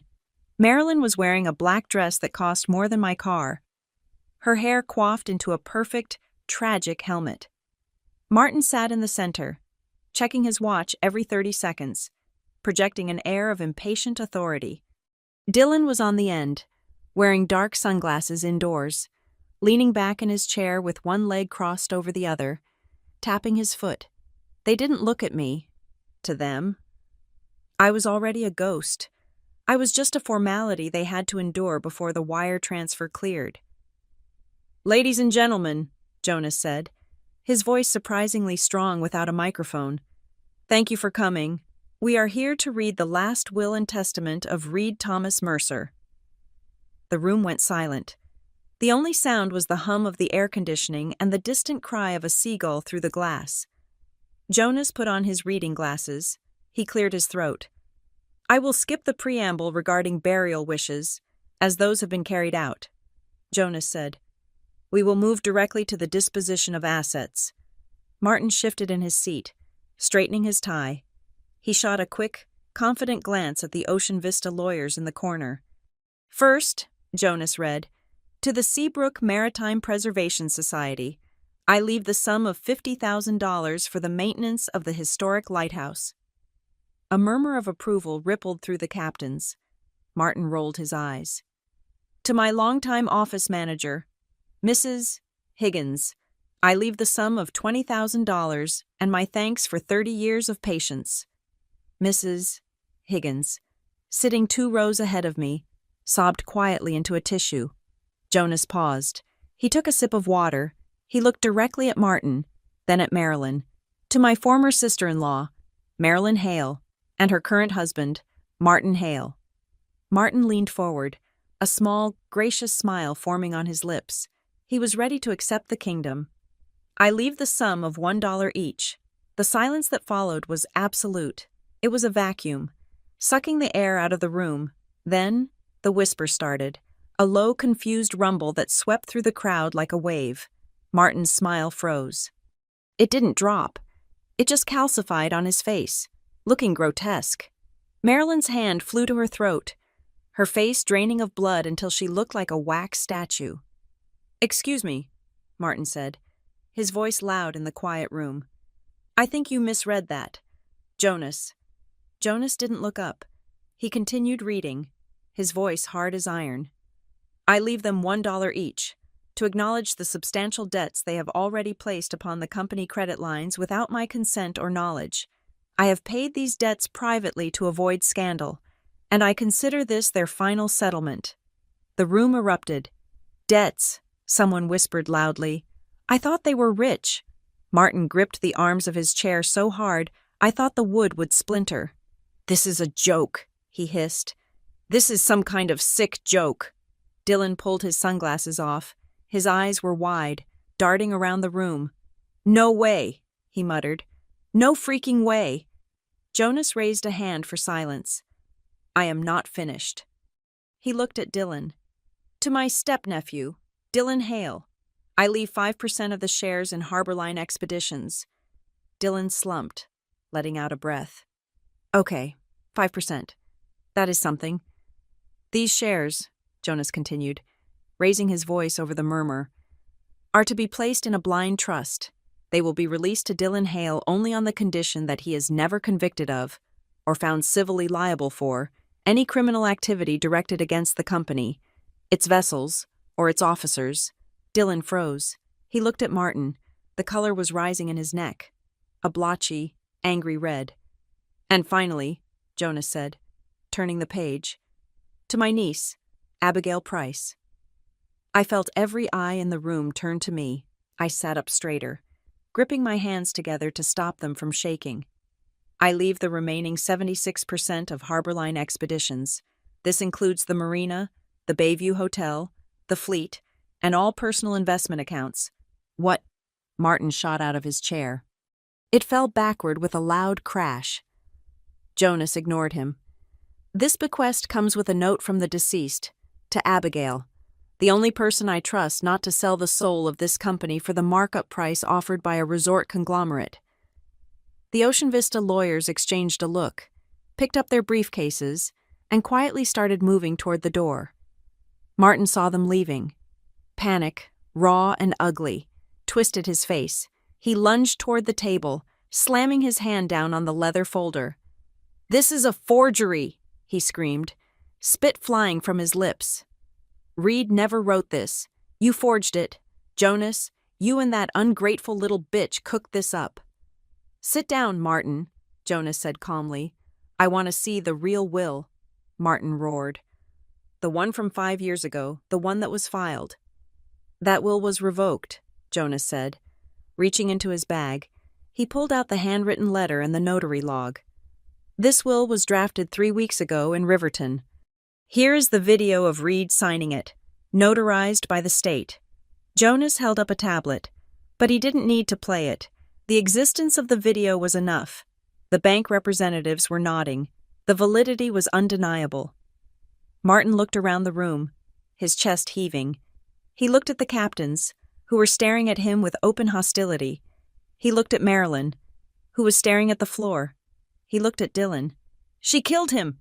Martin shouted, pointing a shaking finger at the back of the room, directly at me. "That is what happened. She knew he was going to change the will again, so she killed him. She was the one who managed the fleet. She tampered with the boat." The crowd gasped. The accusation hung in the air, heavy and poisonous. "Now," Micah whispered. He pulled the laptop from his bag. With a practiced motion, he plugged an HDMI cable into the floor port next to our chairs, a port that fed directly into the massive projection screen behind Jonas. The bank logo on the screen flickered and vanished. In its place, a stark, green audio waveform appeared. "What is this?" the bank manager asked, standing up. Micah hit the spacebar. The sound was deafening. He had cranked the gain. Dylan's voice, amplified by the conference room speakers, boomed off the mahogany walls. "As long as that boat doesn't come back to the dock after storm season, we have enough money to pay off the resort debts and burn the rest in a warmer climate." Dylan jumped as if he had been electrocuted. He looked up at the speakers. his mouth opening and closing. Then Martin's voice followed, smooth and arrogant. We replaced the lines. We wiped the logs. We bought the inspection. That boat was born to sink. The room went absolutely chaotic. "That is Martin," one of the captains yelled, standing up. "That is his voice." "They sank the Osprey." "Mrs." Higgins screamed. "My nephew was supposed to be on that boat." "Turn it off," Martin shrieked. He scrambled over the chairs, trying to get to the front, trying to find the source. "Turn it off. It is fake. It is AI. It is all fake." Micah didn't turn it off. He switched the feed. The audio cut out. The screen went black for a second, then flickered into the grainy, monochrome footage of the dock camera. The timestamp in the corner read 11:00 p.m., 1 hour before the explosion. The figure on the screen was shadowy, but the walk was unmistakable. It was Martin, walking alongside Reed. On the screen, Martin stopped. He pointed at something on the hull of the boat. Reed leaned over to look. While Reed was distracted, Martin reached into his pocket and handed something to a figure standing in the shadows of the wheelhouse. The figure stepped into the light for a split second. It was Dylan. Then the video jumped forward. 12:10 p.m., a flash of light on the horizon, a fireball blooming in the distance like a second sun. The silence in the room was heavier than before. It was the silence of a lynch mob deciding who to grab first. "You bastards," a fisherman growled from the middle row. "You killed him. You blew him up." Martin looked around, his eyes wild. He was cornered. The bank reps were on their phones, calling legal. The Ocean Vista lawyers were gone. The town was staring at him with hatred. "No," Martin stammered, backing away from the table. "No, you don't understand. It was business. It was just business." "It was murder," Jonas said, his voice cutting through the noise like a gavel. "And Reed has one last clause for you." Jonas looked down at the paper. "Any beneficiary who contests this will, or who is found to have acted against the interests of the estate, shall forfeit even the nominal bequest and shall be liable for the legal fees of the defense." Two uniformed officers, who had been standing at the back of the room for security, started moving forward. They weren't rushing. They were walking with the slow, deliberate pace of men who knew the suspect wasn't going anywhere. "Mr. Hale," one of the officers said, reaching for his belt, "we need you to step outside." Martin didn't step outside. He snapped. He lunged across the aisle, grabbing the laptop from Micah's lap. He raised it high above his head and smashed it down onto the edge of the table. Plastic shattered. Keys flew into the air. "It is a lie," Martin screamed, his face purple. He spun around and pointed at me. His eyes were completely unhinged. "All of it. It is her. She is the one. She rigged the audio. She hated him. She wanted the company for herself." I didn't flinch. I sat there, staring at him, letting the whole town see him for what he was, a desperate, broke, violent man who had run out of lies. The officers grabbed him. One took his left arm, the other his right. They slammed him against the wall, the glass rattling in its frame. "Get your hands off me," Martin yelled. "Do you know who I am? I am Martin Hale. I own this town." "Not anymore," a voice said from behind me. I turned. Lena Hart was standing there. She wasn't wearing her federal jacket. She was wearing a beige pantsuit, looking like a boring insurance adjuster. She had slipped in during the chaos. She caught the eye of the police sergeant. She gave a microscopic shake of her head. "Don't cuff him yet." The sergeant paused. He looked confused, but he loosened his grip slightly. "We are just going to take a walk." "Mr. Hale," the sergeant said, "just to cool off." They dragged Martin out of the room, his feet scuffing the carpet. Marilyn followed, sobbing hysterically, clutching her purse to her chest. Dylan was the last to go, walking quickly, his head down, trying to disappear into his hoodie. The room was buzzing. People were shouting questions at Jonas. The bank manager was trying to restore order. I felt a hand on my shoulder. Hart leaned down, her lips close to my ear. "That was good," she whispered. "We destroyed their reputation. We destroyed their alibi, but we didn't arrest them. Why? I asked, watching the door where they had disappeared. You have enough, because Martin Hale is arrogant, Hart said softly. He thinks he can fix this. He thinks if he can just get to his money, he can hire a lawyer to suppress the tape and claim the video is inconclusive. He is going to run. Abigail. He is going to try to liquidate the offshore accounts and disappear. She squeezed my shoulder. We destroyed the hero act. Now I need the final act. Tonight. They are going to panic. They are going to try to make one last deal to save themselves. And when they do, they are going to lead us to the money trail that connects Ocean Vista, the loan sharks, and the sabotage crew. So what do? I asked. Hart smiled. A cold, predatory smile. You wait, and you keep your phone on. Because in about 2 hours, Martin is going to realize that the only way out is to pay someone off, and we are going to be the ones he tries to pay. The days following the explosion at the bank were not the victory lap I had naively imagined. I had thought that playing the recording and showing the video would be enough to break the spell Martin Hale had cast over Seabrook Landing. I thought the truth would be a shield. Instead, it became a grenade that blew the town into 2 angry, jagged halves. I learned very quickly that people do not like having their reality shattered. For 20 years, Martin had been a pillar of the community. He donated to the Little League. He sat on the hospital board. He bought drinks for the union rep. To accept that he was a monster meant admitting they had been dining with a wolf. It was easier for half the town to believe that I was the villain. The internet was the first battlefield. The local community Facebook page, usually reserved for complaints about potholes and lost cats, turned into a war zone. She manipulated a dying man. One comment read, Reed Mercer wasn't in his right mind for months. Everyone knows that. That audio was clearly fake.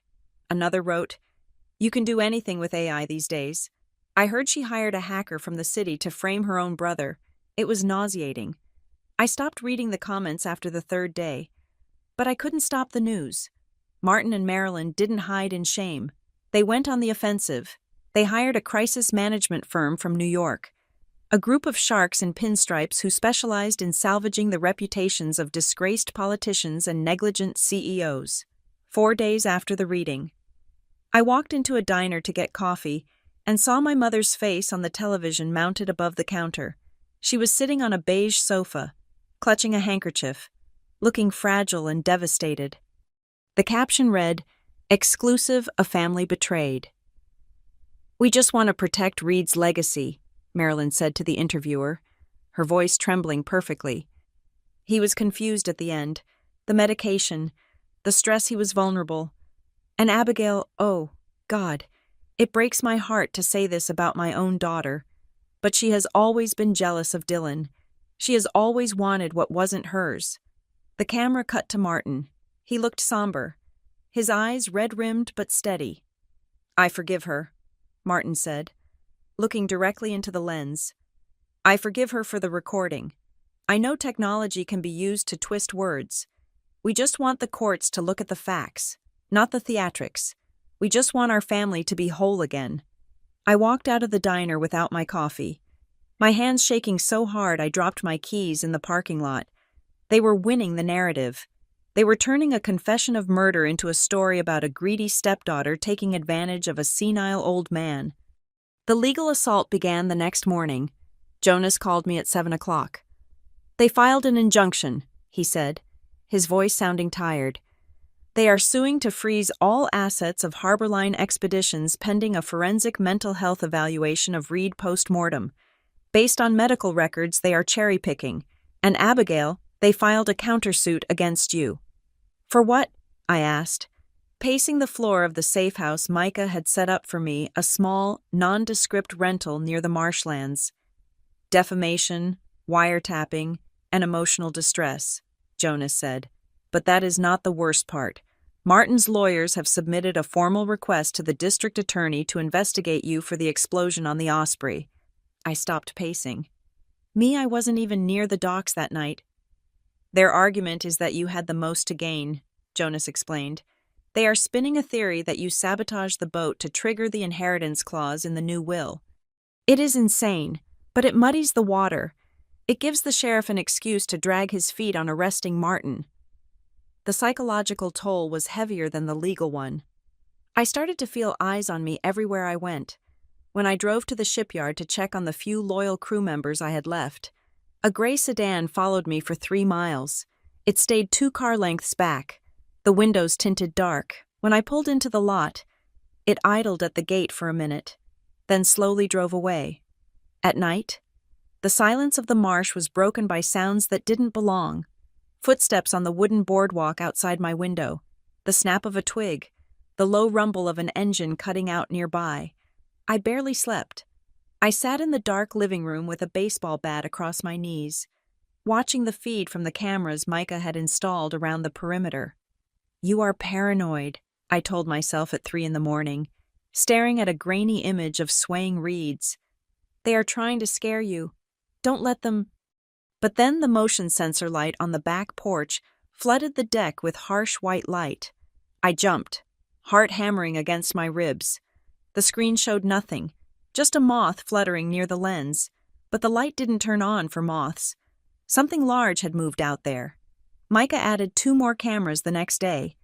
The Coastal Investigation Unit stationed an unmarked car down the road, but Agent Hart told me bluntly that they didn't have the budget for 24-hour protection on a financial crimes witness. I was on my own for the long, dark hours between sunset and sunrise. Then came the visit.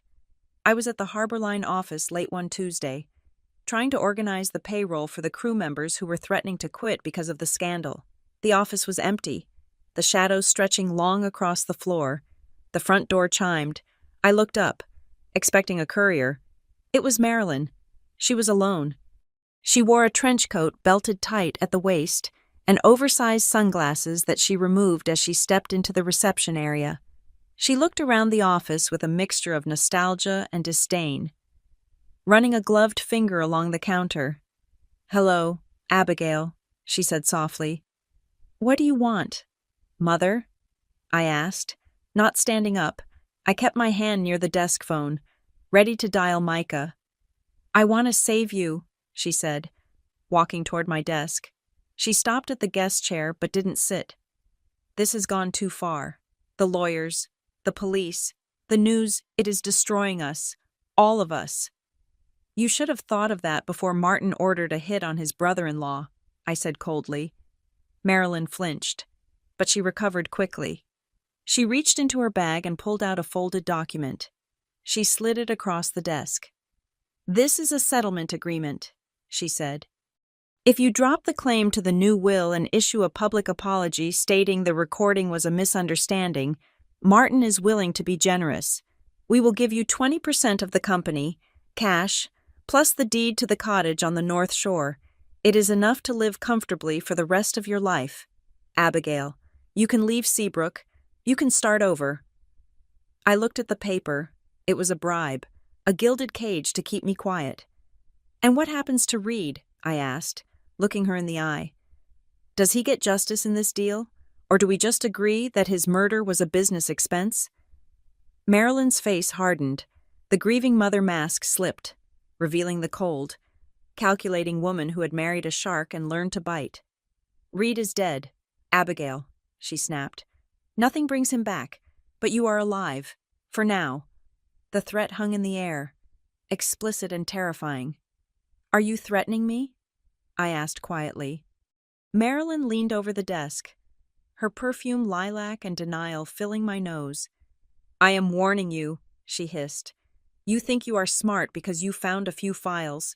You have no idea who Martin is connected to. You have no idea what he does when he is cornered. He will burn this whole town to the ground before he lets you take this company. I am trying to give you a lifeboat. You stupid girl. Take it.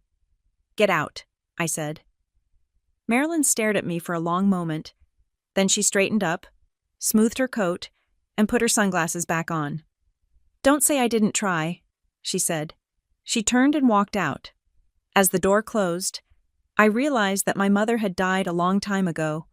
The woman who left was just an accomplice in a designer coat. 2 hours later, My phone pinged with an email notification. It was from an anonymous address, a string of random numbers and letters. The subject line was blank. I opened it. My blood turned to ice. It was a photograph. High resolution. It showed me, crouched under Martin's desk in his study, my hand over my mouth, eyes wide with terror. The timestamp in the corner was from the night I broke in. I hadn't seen a camera in the study. I had checked. But Martin must have installed a pinhole lens.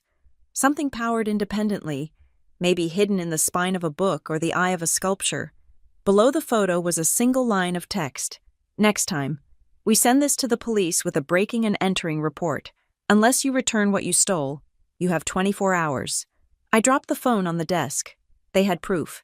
If they released this, any evidence I found that night, the burner phone, the photos of the documents would be considered fruit of the poisonous tree. It would be inadmissible. I would be arrested for felony burglary, and Martin would walk free. I called Hart immediately. "Don't reply," she ordered, her voice sharp. "That is exactly what they want. They want you to panic and negotiate. If you negotiate, you validate the blackmail." "But they have me," I argued, my voice rising. "They have a photo of me committing a crime." "And we have audio of them committing murder," Hart countered. "It is a standoff. They haven't sent it to the police yet because they know it opens the door to us searching that house. They are scared. Abigail, they are bluffing." "It doesn't feel like a bluff," I whispered. "It feels like a noose." I hung up and sat in the dark office. A wave of guilt crashed over me, heavy and suffocating. I had dragged Micah into this.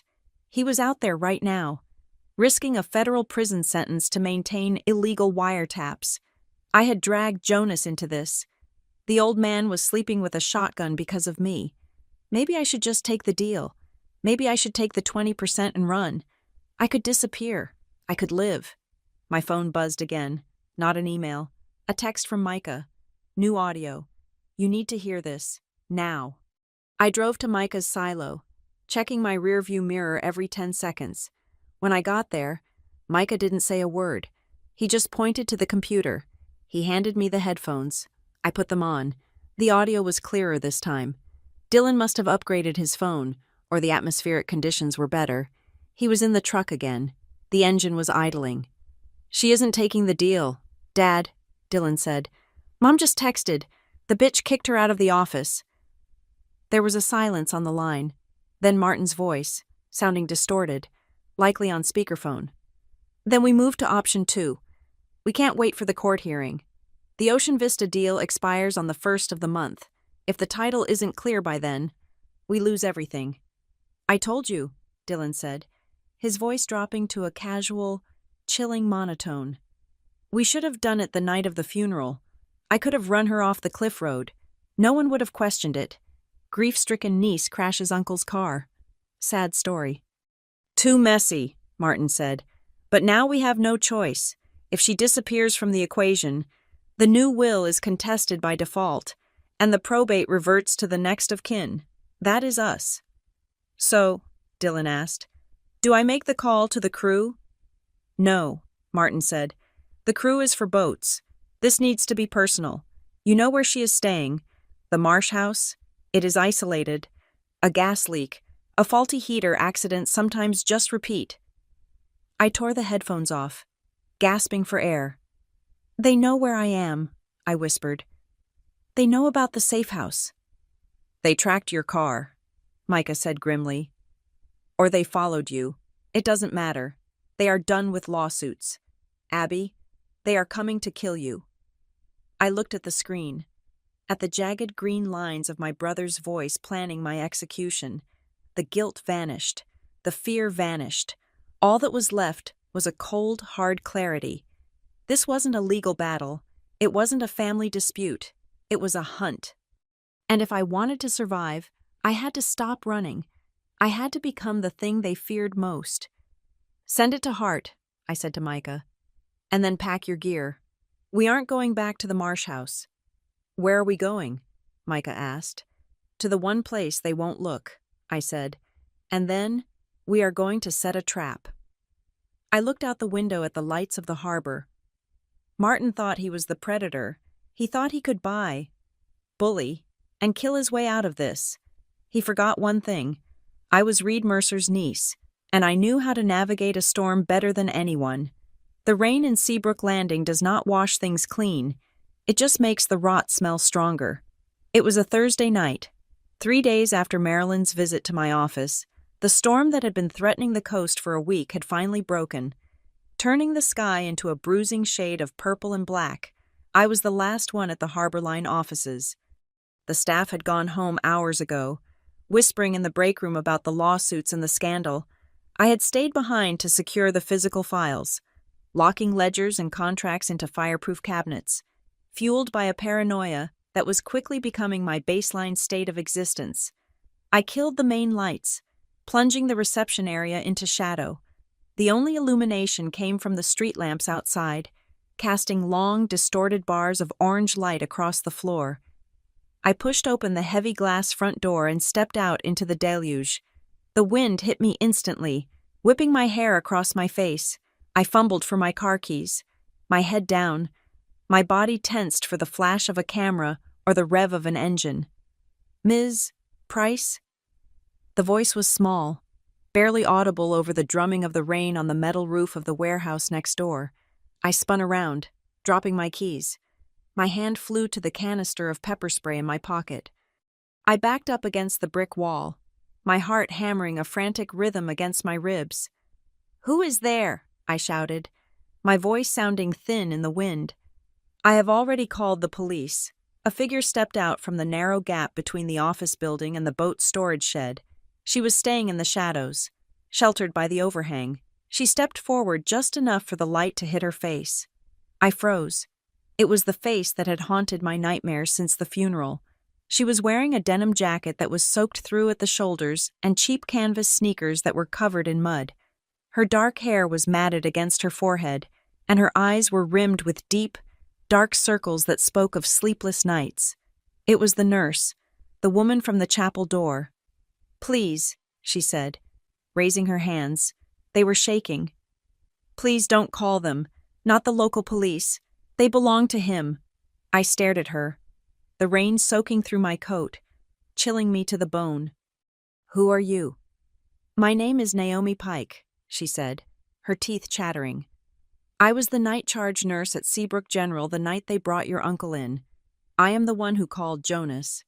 The wind seemed to die down for a second, leaving only the sound of her jagged breathing. She was the leak. She was the one who had tipped off the lawyer. "You ran," I said, stepping closer, ignoring the rain. "At the funeral, we locked eyes, and you ran." "I saw you on the phone," Naomi whispered. "I thought you were calling Martin. I didn't know which side you were on. Everyone said the family was united. I thought if you saw me, you would tell him I was there." "I am not on his side," I said, my voice hard. "Come inside." I unlocked the door and ushered her into the dark warmth of the reception area. I didn't turn on the main lights. I didn't want anyone to see us. I led her to the small break room in the back and poured her a cup of stale coffee from the pot. She gripped the mug with both hands, her knuckles white. "Talk," I said. "Start from the beginning." Naomi took a sip, the steam fogging up her glasses. She took them off and wiped them on her wet jacket. "He wasn't dead," she said. The world stopped. The hum of the refrigerator, the rain outside, my own breathing, it all ceased. "What?" I whispered. "Reed," she said, looking up at me with eyes full of tears. "When the paramedics brought him in, the report said, dead on arrival. But he wasn't. He was burned, and he was struggling to breathe. But he was conscious. Abigail," I grabbed the edge of the table to steady myself. "He was alive." "They wheeled him into Trauma 1, Naomi continued, the words spilling out of her now, fast and desperate. "I was checking his vitals. His blood pressure was plummeting, but he grabbed my wrist. His grip was so strong. He pulled me down close to his face. I could smell the smoke on him." She closed her eyes, reliving the moment. "He said, 'Don't let them say this is an accident.' He said it twice. Then he looked right at me and said, Call Jonas. Record everything. They blew the line. I felt a sob rise in my throat, hot and sharp, but I swallowed it down. What happened then? Dr. Aris came in, she said. I knew Dr. Aris. He was a golfing buddy of Martin's, a slick, expensive physician who catered to the summer tourists.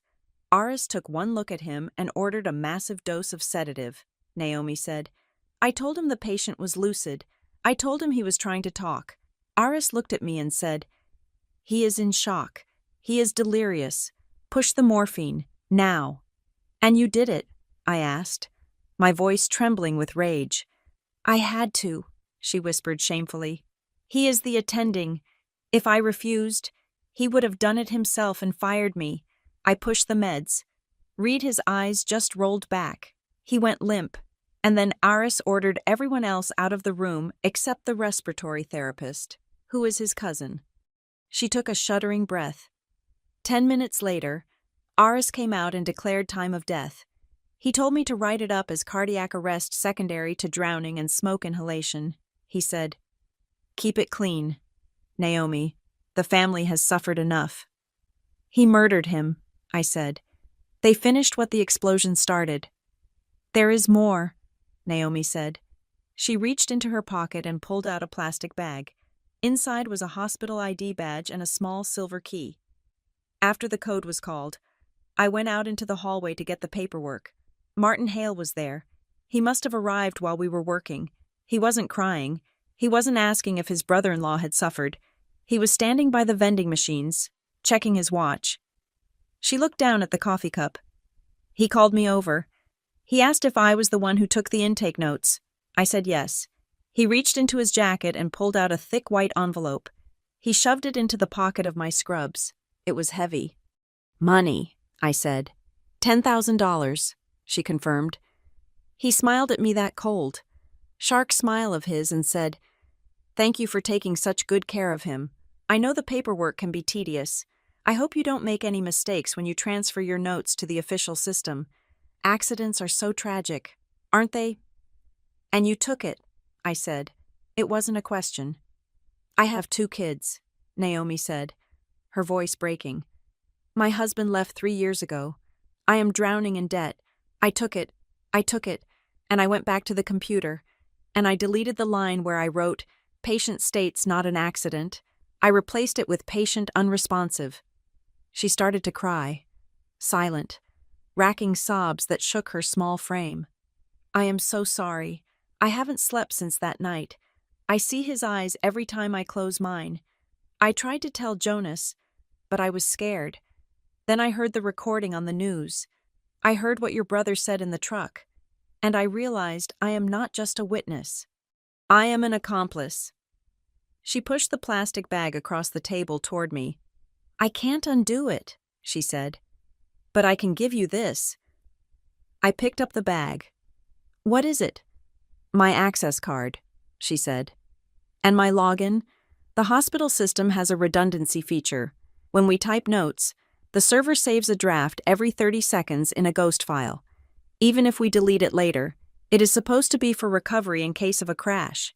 Most people don't know it exists, but if you log in with my credentials and go to the archive server, you will find the original time-stamped entry where I wrote down exactly what Reed said.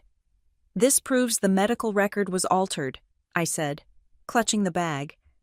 And this, she said, pulling her phone out of her pocket. I didn't mean to record this. I had my voice memo app on because I was trying to remember a grocery list earlier, and I forgot to stop it.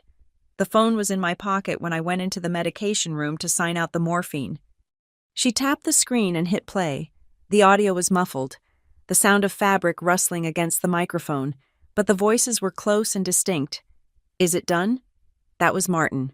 It is handled. A deeper, smoother voice replied. Dr. Aris. The narrative fits the insurance criteria. Sudden cardiac event. No autopsy required if the family waives it. Good, Martin said. The donation for the new pediatric wing will be wired on Monday. Make sure the nurse understands the value of silence. She is a single mother, Aris said dismissively. She knows the value of a paycheck. Don't worry. The recording ended. I sat there, staring at the phone. This was the final nail. The boat explosion could be argued as negligence.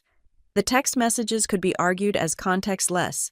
But this was a conspiracy involving a medical professional, bribery, and the deliberate falsification of a death certificate to cover up a murder.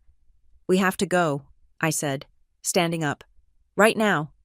Where Naomi asked, looking terrified, "If Martin finds out I'm here." "He won't," I said. "We are going to the only people who can protect you." I drove us to the safe house in the marsh, taking a circuitous route, checking for tails.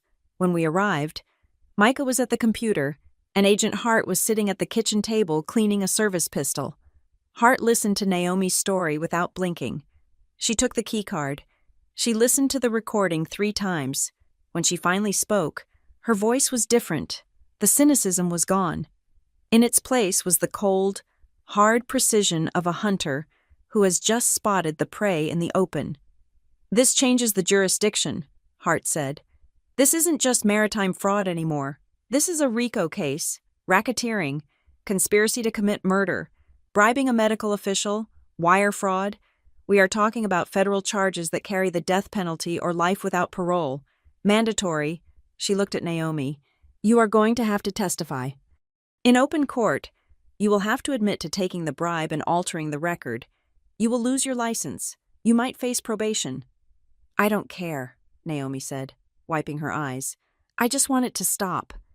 "I can put you in protective custody tonight," Hart said. "We have a safe house in the next state. You and your kids will be moved within the hour. But once you go, you cannot contact anyone until the trial is over. You disappear." "Naomi?"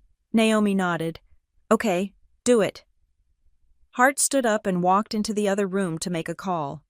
Micah began typing furiously, likely securing the digital chain of custody for the new audio file.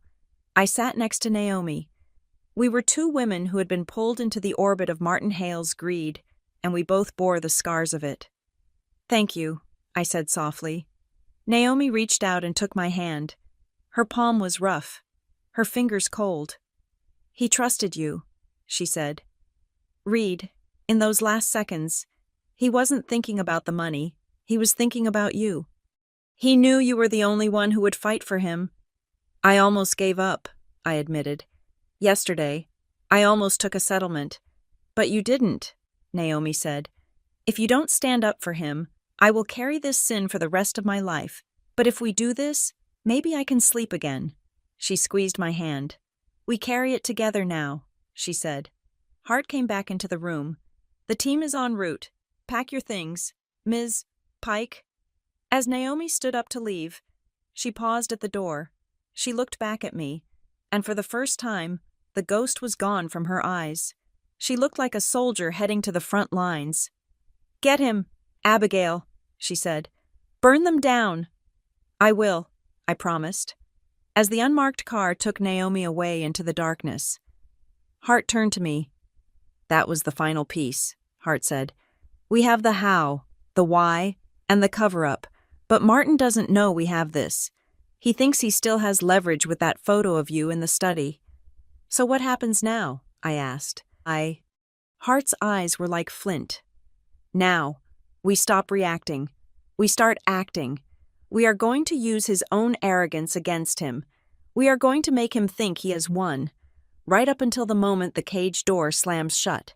She pulled a map of the local airfield out of her bag and spread it on the table. "He wants a deal," Hart said. "Let's give him the deal of a lifetime." The trap was not built of steel or iron. It was built of greed. Agent Lena Hart and the Coastal Investigation Unit spent the next 24 hours constructing a reality that did not exist, specifically tailored for a man who believed he could buy his way out of hell. We knew Martin Hale was desperate. The frozen assets, the public scrutiny, and the blackmail threat regarding my break-in had cornered him. And a cornered animal does not look for the trap. It looks for the open door. The CIU team created that door. They fabricated a digital paper trail for a fictitious representative of the offshore fund Martin had been using to hide his skimmed profits. Using the encrypted channels Micah and the CIU tech team had cracked, They sent a secure priority message to Martin's private server. The message was brutal and direct. The fund cannot hold the remaining $4.8 million in escrow indefinitely. The probate litigation has flagged the account. We are dissolving our relationship with you. We will release the remaining balance in cash, minus a 15% cleaning fee, provided the transaction happens on United States soil to avoid international wire flags. Friday night, 11 o'clock, Hangar 7 at the county airfield. It was the lifeline Martin had been praying for. Nearly $5 million in untraceable cash. Enough to pay off the loan sharks, pay off the lawyers, and vanish to a non-extradition country with Marilyn and Dylan before the federal indictment came down. But the trap needed a second spring. It needed to convince them that the only obstacle me was removing herself from the board. You have to send the text, Abigail, Hart told me. We were standing in the kitchen of the new safe house, a nondescript ranch house near the airport. If they think you are still fighting, they might hesitate to move the money. They need to believe the path is clear. My hands felt heavy as I typed the message to my mother. I had to channel the exhaustion I truly felt, but twist it into surrender. I am done. Mom, I can't do the police investigation. I can't do the news cameras anymore. If Martin has the cash he offered for the settlement, bring it tonight. I will sign the waiver, take the money, and leave Seabrook forever. I just want out. I hit send. 10 minutes later, Marilyn replied, You are making the right choice. Darling, we will handle everything. They took the bait, I said, showing the screen to Hart. Of course they did, Hart said, checking her weapon. Because they think everyone has a price. They can't imagine a world where someone prefers justice to a payout. Jonas arrived an hour later, looking more frazzled than I had ever seen him. He argued violently with Hart in the hallway. You cannot put her in the field, Jonas shouted, his voice cracking. These men have already killed once. You are putting Abigail within shooting distance of them. She needs to be there, Jonas, Hart replied calmly. Martin needs to see her car. He needs to believe she is coming for the payoff, and frankly, Abigail deserves to see the end of this. I am going, I told Jonas, stepping into the hallway. I started this when I picked up that phone in the church. I'm going to finish it. Jonas looked at me, saw the resolve in my eyes, and sighed. He looked old, defeated by the momentum of a war he could no longer referee. Just stay behind the bulletproof glass. Abigail, please. By 9 o'clock that night, the stage was set. Hangar 7 was a cavernous, rusting structure on the defunct side of the county airfield, far away from the commercial terminals. The wind was howling off the ocean, blowing sand and grit across the cracked tarmac. The CIU had transformed the empty shell into a high-tech studio. Microphones were taped under the metal workbenches. Pinhole cameras were drilled into the support beams. I was sitting in the back of a black surveillance van parked 300 yards away, tucked behind a stack of shipping crates. Micah was next to me, wearing a headset, his fingers flying across a mixing board. The interior of the van smelled of ozone and stale coffee. On the wall of monitors in front of us, the interior of the hangar was illuminated in the eerie green glow of night vision and the stark black and white of the low-light cameras. Sound check, Micah whispered into his mic. Inside the hangar, a man in a sharp suit and a baseball cap adjusted his collar. This was Agent Miller, playing the role of the corrupt fund manager. He tapped his lapel. Audio is clear, Micah confirmed. We are live. Outside, the wind buffeted the van, rocking it gently on its suspension. I stared at the monitors. My stomach twisted into a knot so tight it hurt to breathe. Here we go, Hart said from the front seat. Target vehicles approaching the south gate. On the perimeter camera, 2 sets of headlights cut through the darkness. A black SUV led the way, followed closely by a silver sedan. They moved slowly, shark-like, crunching over the gravel. They are early, I whispered. Greed makes people punctual, Hart muttered. The vehicles rolled up to the hangar doors. The engines cut. The silence that followed stretched for an eternity, broken only by the whine of the wind. Then, the doors opened. Martin stepped out of the SUV. He was wearing a dark bomber jacket and jeans, trying to look nondescript, but his posture screamed tension. He scanned the perimeter, his head snapping left and right. Marilyn climbed out of the passenger side, clutching her purse with both hands. Dylan got out of the sedan. He looked wired, bouncing on the balls of his feet. He walked to the trunk of the SUV and pulled out 3 large, heavy gym bags. Bags for the cash, Micah noted. They think they are walking out of here with a retirement fund. Let them in, Hart commanded the team on the radio. Agent Miller stepped out of the shadows of the hangar, standing in the pool of light created by a single overhead halogen bulb. He held a sleek, aluminum briefcase. "Mr. Hale," Miller said, his voice amplified in our van. "You brought the entourage." "Family," Martin corrected, his voice echoing in the metal space. "We do everything as a family." They walked into the trap. Martin, Marilyn, and Dylan entered the hangar, the heavy metal doors sliding shut behind them with a definitive clang, operated by a remote agent. Martin didn't flinch. He walked straight up to Miller. "Do you have it?" Martin asked. "The 4.8 million is here," Miller said, patting the aluminum case. He set it on a rusted workbench and clicked the latches open. On the monitor, I saw the stacks. They looked like perfectly bundled $100 bills. In reality, it was flash paper blank stacks with real bills only on the top and bottom of each bundle. Martin reached out, his eyes hungry. Miller slammed the case shut. The sound was like a gunshot. "Not yet," Miller said coolly.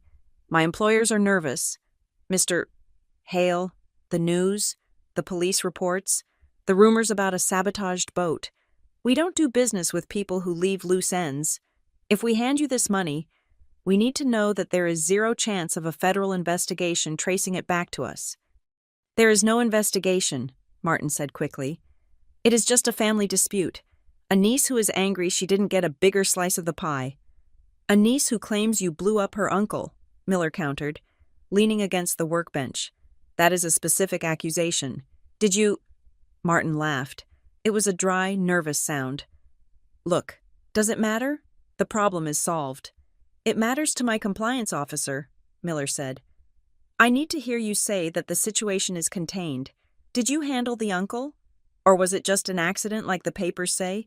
Because if it was an accident, then insurance investigators will be sniffing around for years. If it was handled, then the case is closed." Martin looked at Marilyn. She nodded slightly, her face pale but resolute.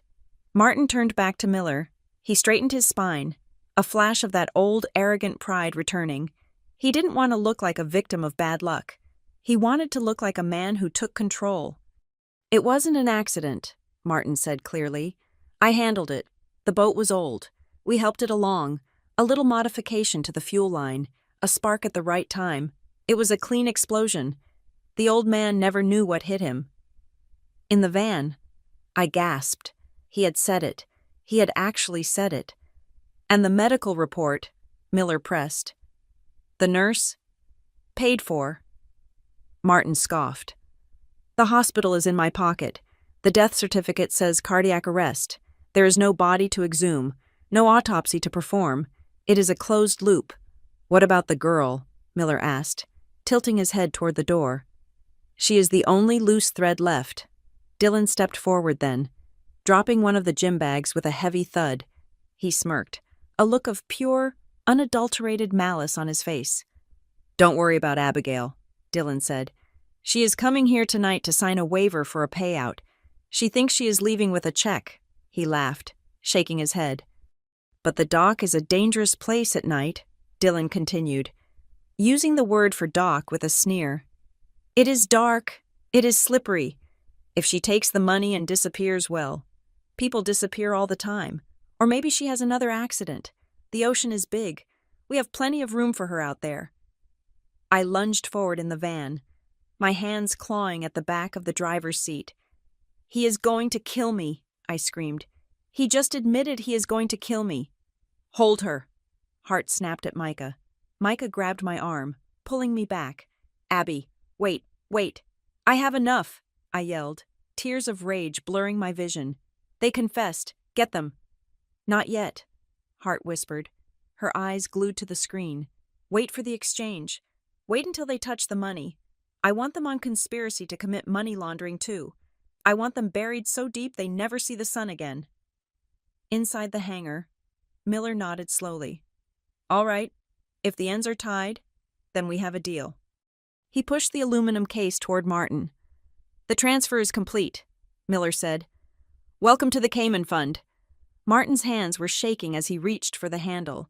He grabbed the case. Marilyn let out a small, breathless sob of relief. Dylan high-fived the air. They thought they had won. They thought they had outsmarted Reed, outsmarted me, and bought their freedom with blood money. "Now," Hart said into her radio. "Take them down." Martin's hand was resting on the latch of the aluminum briefcase. His fingers were trembling, not from fear, but from the electric anticipation of a man who believes he has just cheated the devil. He looked at Agent Miller, who was standing casually against the workbench, and then he looked down at the case. "I want to count it," Martin said, his voice tight. "Standard practice." Miller didn't object. He just nodded, a small, tight smile playing on his lips. "Go ahead. Count it all." Martin clicked the latches. Snap, snap. He threw the lid open. For a split second, triumph washed over his face. He saw the stacks of green. He saw the bands. But then, his brow furrowed. He reached in and grabbed the first bundle, flipping through it with his thumb. The top bill was a $100 note. The bottom bill was a $100 note. Every single piece of paper in between was blank. White copy paper. Martin froze. He stared at the white paper as if it were a foreign object he couldn't comprehend. He looked at the next stack, white, and the next. "What is this?" Martin whispered, his voice barely audible. He looked up at Miller, confusion warring with a dawning, terrible realization. "This is paper." Miller raised his hand and snapped his fingers. The sound was the trigger for the end of the world. From the high rafters of the hangar, 4 industrial floodlights slammed on simultaneously. The intensity was blinding, washing out the dim, moody lighting we had watched on the monitors and replacing it with a harsh, surgical brightness that left no shadow to hide in. At the same moment, the massive motorized chain of the rear bay door engaged. With a deafening metallic roar, the steel curtain began to slam down, sealing the only exit to the airfield. "Federal agents," a voice boomed over a loudspeaker, "don't move hands where we can see them." The side doors burst open. 24 tactical agents from the Coastal Investigation Unit poured into the hangar like a black tide. They moved with terrifying precision, their boots thundering on the concrete, their weapons raised and locked on target. The yellow letters CIU on their armored vests seemed to glow under the floodlights. "Hands! Let me see your hands!" Marilyn screamed. It was a high, thin sound that shattered the air. She dropped her purse and clutched the heavy gym bag to her chest, as if it were a shield. Eyes wide and staring blindly into the lights, Dylan reacted with the instinct of a trapped rat. He spun around, dropping the bag of money he was holding. He saw the side exit, the small personnel door 30 feet away. He bolted for it, his sneakers squeaking on the oil-stained floor. He made it 3 steps. An agent stepped out from behind a stack of crates, leveling a rifle at Dylan's chest. A red laser dot appeared directly over Dylan's heart. "Do it!" the agent yelled. "Give me a reason." Dylan skidded to a halt, his hands flying up above his head, his face twisting into a mask of cowardly terror. He backed up slowly, his chest heaving. But Martin didn't run. He didn't scream. He stood perfectly still in the center of the circle of light, holding a bundle of blank paper. He looked at the paper, then at the agents, and finally at Miller, who had pulled his badge from his jacket pocket and was hanging it around his neck. Martin's face didn't show fear. It showed a total, catastrophic collapse of ego. He wasn't the master of the universe anymore. He wasn't the smartest man in the room. He was just a con man holding a bag of trash. Agent Lena Hart stepped into the circle. She walked with a slow, deliberate cadence, her heels clicking on the concrete. She stopped 5 feet from Martin. She didn't shout. She didn't need to. "Martin Hale," she said, her voice carrying clearly to the microphones hidden in the rafters. "You are under arrest." Martin blinked, looking at her as if she were speaking a foreign language. "I have money," he stammered, pointing vaguely at the gym bags Marilyn and Dylan had brought their own cash, scraped together from the safe. "We can work this out. There has been a misunderstanding." Hart ignored him. She pulled a folded piece of paper from her pocket and began to read. "You are under arrest for the federal crime of conspiracy to commit capital murder for financial gain. You are under arrest for wire fraud, insurance fraud, racketeering, and the bribery of a medical official. You are under arrest for the attempted murder of Abigail Price." "Attempted," Dylan shouted from where he was standing with his hands up. "I didn't touch her. She isn't even here." "And that," Hart said, turning to look at Dylan with cold satisfaction, "is where you are wrong. We are recording. Dylan, we have been recording for 20 minutes, and we were recording yesterday when you told your father to arrange a gas leak at the Marsh house." Dylan's face went white. He looked at Martin. "Dad, tell them it was just talk." Martin finally dropped the paper. It fluttered to the floor like dead leaves. "It wasn't me," Martin said, his voice rising in desperation. He pointed a shaking finger at his son. "It was him. Dylan tampered with the boat. I just told him to fix it up. I didn't know he was going to blow it up. He is unstable. I was just trying to protect him." "You lying son of a bitch!" Dylan roared, lunging toward his father. Two agents tackled Dylan before he could take a step. They slammed him into the concrete floor. "Get off me!" Dylan screamed, his face pressed against the oil stains. It was his idea. He planned it all, and she did it too. He twisted his head to look at Marilyn. Mom knew. She signed the checks for the doctor. Marilyn began to sob, sinking to her knees, still clutching the bag of money. "I didn't know," she wailed. "I just wanted everyone to be happy. I just wanted my family to be safe." Hart walked over to Martin. She holstered her weapon and pulled out a pair of steel handcuffs. "Turn around, Mr. Hale," she said. Martin didn't turn around. He looked at the camera lens hidden in the scaffolding, realizing for the first time that his audience wasn't just the agents. "Abigail," he whispered. He looked around the empty hangar, searching the shadows. "Abigail, are you watching this? This is my money. You can't take this." "It is not your money," Hart said, spinning him around and slamming his chest against the workbench. She wrenched his arms behind his back. The ratchet of the handcuffs echoed through the feed. "It is evidence." Outside in the van, I let out a breath I felt like I had been holding for 3 weeks. My entire body went slack against the seat. "He sold out his own son," I whispered, watching the screen.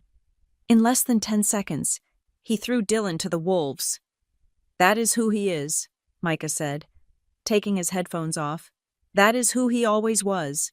He would have sold you too. Abby, he would have sold anyone." I watched as they hauled them away. Martin was kicking and shouting legal threats. Marilyn was being supported by 2 female agents, her legs unable to hold her weight. Dylan was dragged out in leg irons, still screaming profanities at his father. The hangar grew quiet again. The trap was empty. The rats were in the cage. I looked out the window of the van. The wind was still blowing, wild and free off the ocean. "Is it over?" I asked. Micah looked at the monitor, where Hart was now bagging the fake money and the real cash they had brought. "Yeah," Micah said softly. "It is over." The wheels of justice turn slowly, but when they are greased with federal evidence, they grind exceedingly fine. The trial took place in Riverton. 3 weeks later, it did not become the circus Martin had hoped for. There were no TV interviews. There were no PR spins. The evidence was insurmountable. The jury sat in stunned silence as they listened to the audio from the truck. They watched the video of the explosion. They saw the emails from the loan sharks. But the moment that sealed the door of their cell forever was Naomi Pike. She took the stand on the 3rd day. She was dressed simply, her head held high. She didn't look at Martin. She looked at the jury. She told them about the hand grabbing her wrist. She told them about the last words of a dying man. She told them about the envelope of cash. When the prosecutor played the recording from her pocket, the one where Dr. Eris and Martin discussed the payoff, I saw Martin Hale slump in his chair. He didn't look arrogant anymore. He looked like a man who had realized that his entire life was a house of cards built in a wind tunnel. The verdict came back in 4 hours. Guilty on all counts. Martin Hale life in federal prison without the possibility of parole. Dylan Hale. 40 years. Marilyn Hale. 15 years for conspiracy and accessory after the fact. Dr. Eris. 20 years, and the permanent revocation of his medical license. They were led out of the courtroom in orange jumpsuits. Martin didn't look back. He didn't look at me. He just stared at the floor. A king with no kingdom, walking into a box he would never leave. 6 months later, the late afternoon sun was turning the dust motes into floating gold inside the St. Jude's Chapel. The air smelled of old wood and beeswax polish. The heavy scent of lilies was gone, replaced by the clean, salty breeze drifting in through the open doors. I stood in the vestibule, my hand resting on the cool stone of the wall. This was the spot. This was where I had stood in my black dress, clutching a brass key, terrified and alone. This was where the phone had vibrated in my hand. This was where Jonas had whispered, "Don't go home." I looked toward the heavy oak doors. I could almost see her there, the ghost of Naomi, wet and shivering in her scrubs, staring at me with eyes full of secrets. But Naomi wasn't a ghost anymore. She was living in a town 3 states away, working in a pediatric clinic under a new name. We wrote letters sometimes, sent through a secure P.O. box. She was healing, and so was I. Harborline Expeditions was safe. The debt was cleared, paid off by the liquidation of Martin's hidden assets. The Ocean Vista deal was dead. I had fired the corrupt managers and promoted the captains who had stood by Reed. The boats were running. The tide was turning. I walked out of the chapel, stepping onto the stone porch where the rain had once soaked me to the bone. Today, the sky was a brilliant, aching blue. I took a deep breath, filling my lungs with the smell of the Atlantic. For the first time in my life, I wasn't looking over my shoulder. I wasn't waiting for approval from a stepfather who hated me or a brother who envied me. I was just Abigail. I walked down the steps, my keys jingling in my pocket, not just the car keys, but the keys to the office, the marina, and the house that was finally truly mine. I paused at the bottom of the stairs and looked back at the church one last time. "Rest easy, Uncle Reed," I whispered to the wind. "The sharks are gone." I turned my back on the past and walked toward the harbor. The ocean was waiting, vast and indifferent and beautiful, and for the first time, I was the one holding the wheel. The final deal they tried to close wasn't with a bank, and it wasn't with a fund.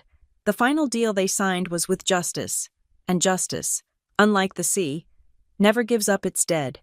Thank you so much for listening to this story.